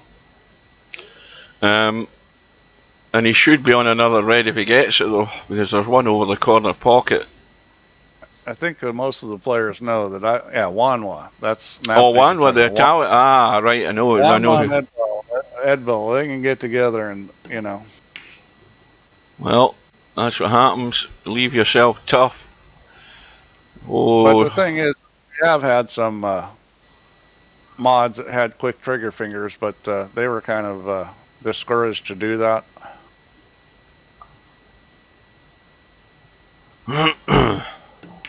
So red, and if we can see it, black. Now the problem is, did he want to commit himself to the black there? Because is the black going to spot? Yes, it is, and it will go. I think. No, he's fine. This is a good setup. Yeah, but will it go? I think it'll still go if it goes on its spot here. It's gonna go. Yeah, it does. Clean. He's a little funny on this. He's gonna have to draw this ball back because that's the only shot he's got. But he's got the pink here. I mean, he can just draw it back and shoot the pink. The black is gonna kind of go off the rail and come out again. He's probably not gonna get a shot on it. Well, it needs to move. Hit it perfect. Yeah, just enough. Perfect. Yeah. Either on the pink or black now. That'll work. No, that was a well played shot. You got the speed on the black, perfect. Well, that's a little stun. If you could stun into that, he didn't stun it. See, he didn't stun it hard enough. Yeah, he wanted to stun into that red there to leave the other two.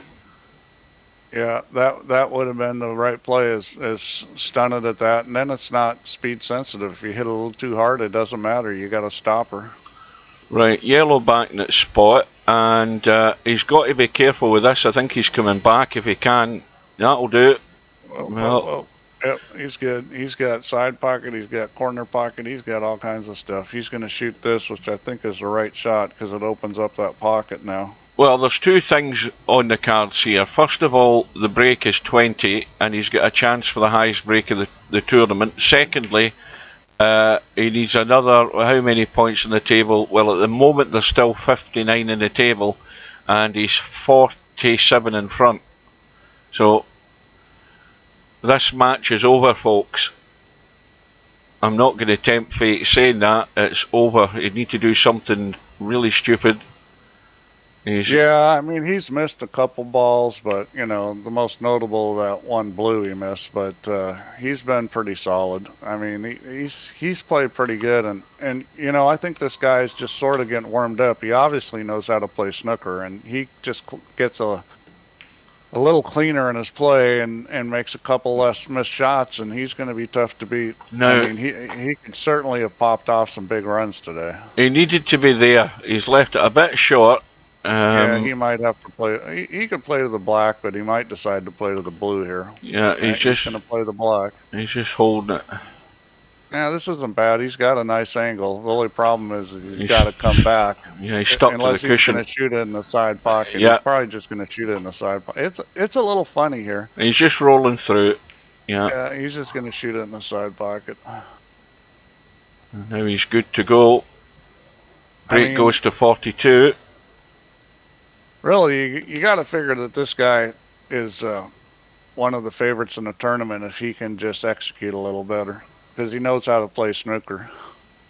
Oh well, if he gets better throughout the tournament, then yes, he's he's a current champion, so he's got every right to think he'll get better.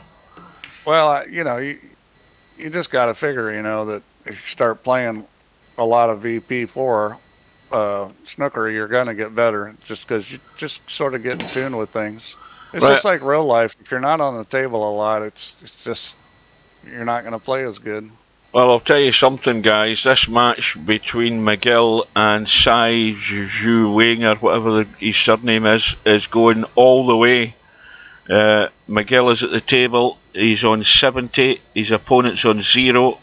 McGill needs this frame to go 12-12, final frame decider. Come on, Scotland. Do it for Scotland. So, the break goes to 61. Like he's going to get the high run for the tournament here, yeah, too. I knew he would have said it. He left it a bit late, and he's gone the right side of the blue as well, although he's gone to the cushion again. He's a little bit far and on the rail. I mean, I'm sure this is not his favorite spot, but no. This is still very doable. You just got to hit this knot. You got to get enough speed to get to the end rail. And that's perfect. That's good. That is perfect. Nice and high in the pink. In fact, far enough that you can just pop this in and go straight to the cushion and back up the right-hand side here for the black. That's the way he wants to go. Down to about there. He's overhit this one. Yeah. But he's okay. He's bounced far enough. He can get the cut. Just got to watch the in off in the side pocket. I think he's okay though. No, he's not going to go in off. He's going to draw this. He's a smack at it. Oh wait a minute. Hang on a minute. Maybe he doesn't understand that we're giving out $V for high run. Yeah. Because he just gave up 7 points he could have had there. Well, he's got 76, so well done to Barkers. The result was pretty much as predicted. And Stubb, again, not giving up. 5 railer. He gets a black, so congratulations to Barkers. We'll have a quick look at the fixtures, because the matches remaining on the schedule are Matt against Larry. That's tomorrow night at 7. I'll be there for that, even though I'm working on Friday. I'll be there for that because I've only got a short shift on Friday morning. And then the last match on the schedule is Mr. Sharkey.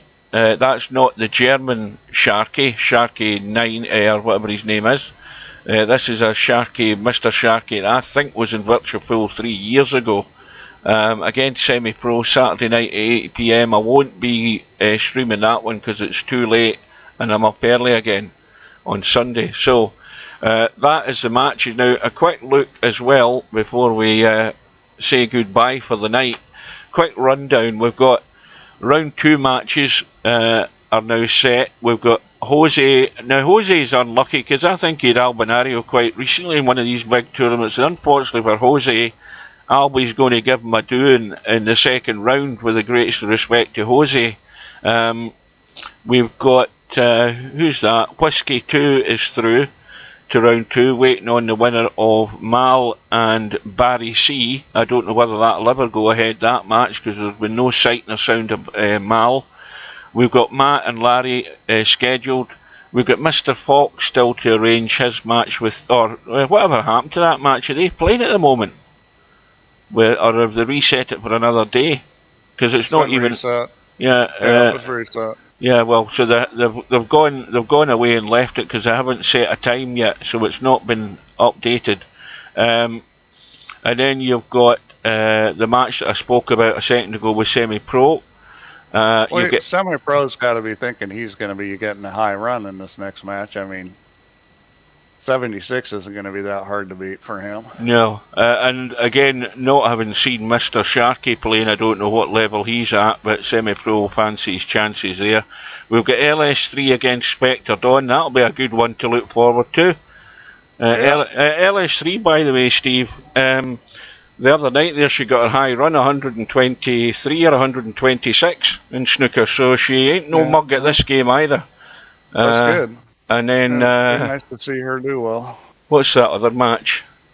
We've got Linus lined up against Barkers. Well, Linus will have to play well to get through that one. What happened to that match? 6-0 to Linus. Well, Linus is obviously he knows a wee bit about what he's doing if he won 6-0 against Lard. So Barkers is going to be a tough ask for Linus. And then we have, who's that? Heizerek or whatever his name is. He's through to round 2, waiting on the winner of Tony Sam and Little Wolf. Tony Sam will be the very strong favourite for that match if he can get it arranged, because Tony Sam's a long-term snooker player. Rossi, who beat Slim in the first round, he's through, waiting on the winner of Polka Bouta and Maisie Dizzle. I don't know whether that one will ever go ahead. And that about covers it. So, well done to Barkers. Highest run of the tournament so far. It won't last long though. Somebody will get to 3 figures sooner or later.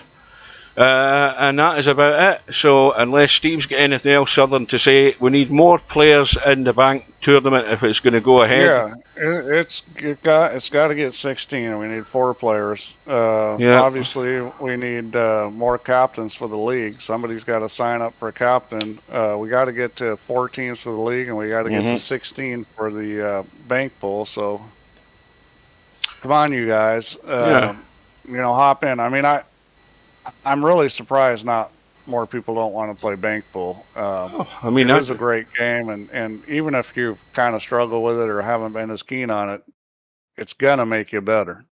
If you want to win these other world championships, get in the bank pool game because it's going to make you better. Well, Stubbs in it. He thinks he's got it won, so... Stubbs got a good chance. Yeah. I mean, bank pool is like any other game.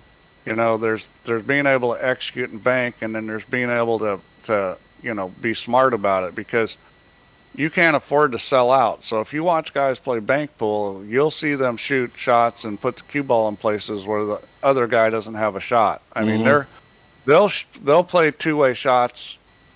In a bank pool match, probably half the shots are two-way shots where maybe you'll make the ball, but you're protecting the cue ball.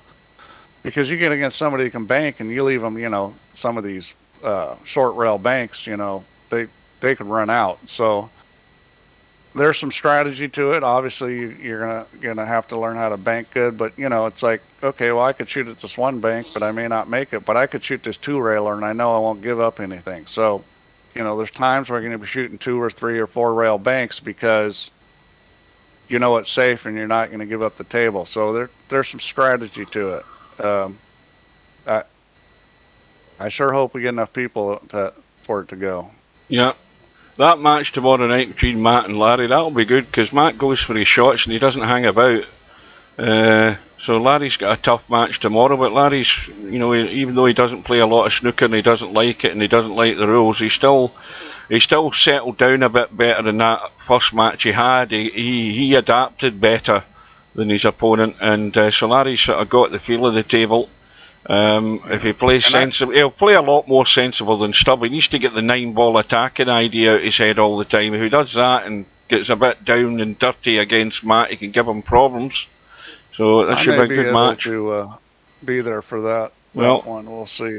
I'll be there for it. So I am going to catch the end of this match. This is a great finale. Chance of a Scot getting to the semi-finals. And also, to be fair, I wouldn't be upset if that young Chinese boy get through either, because he's done well, having to qualify for the event. So thank you to Steve for joining us. Thanks for all the people that were in the stream tonight. If you can, join us tomorrow night. Should be a good match. We will bid you good night, and see you again soon. See if we can remember my buttons. Hang on a minute.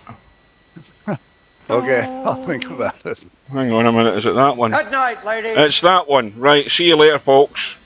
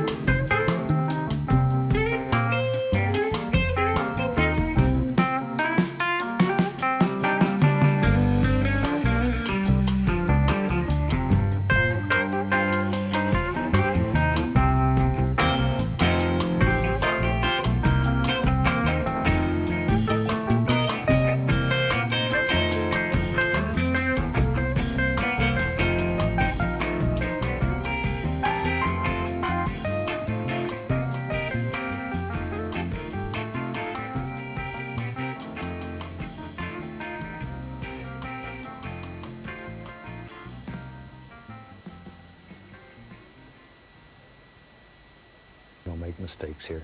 We just have happy accidents. Hasta la vista, baby.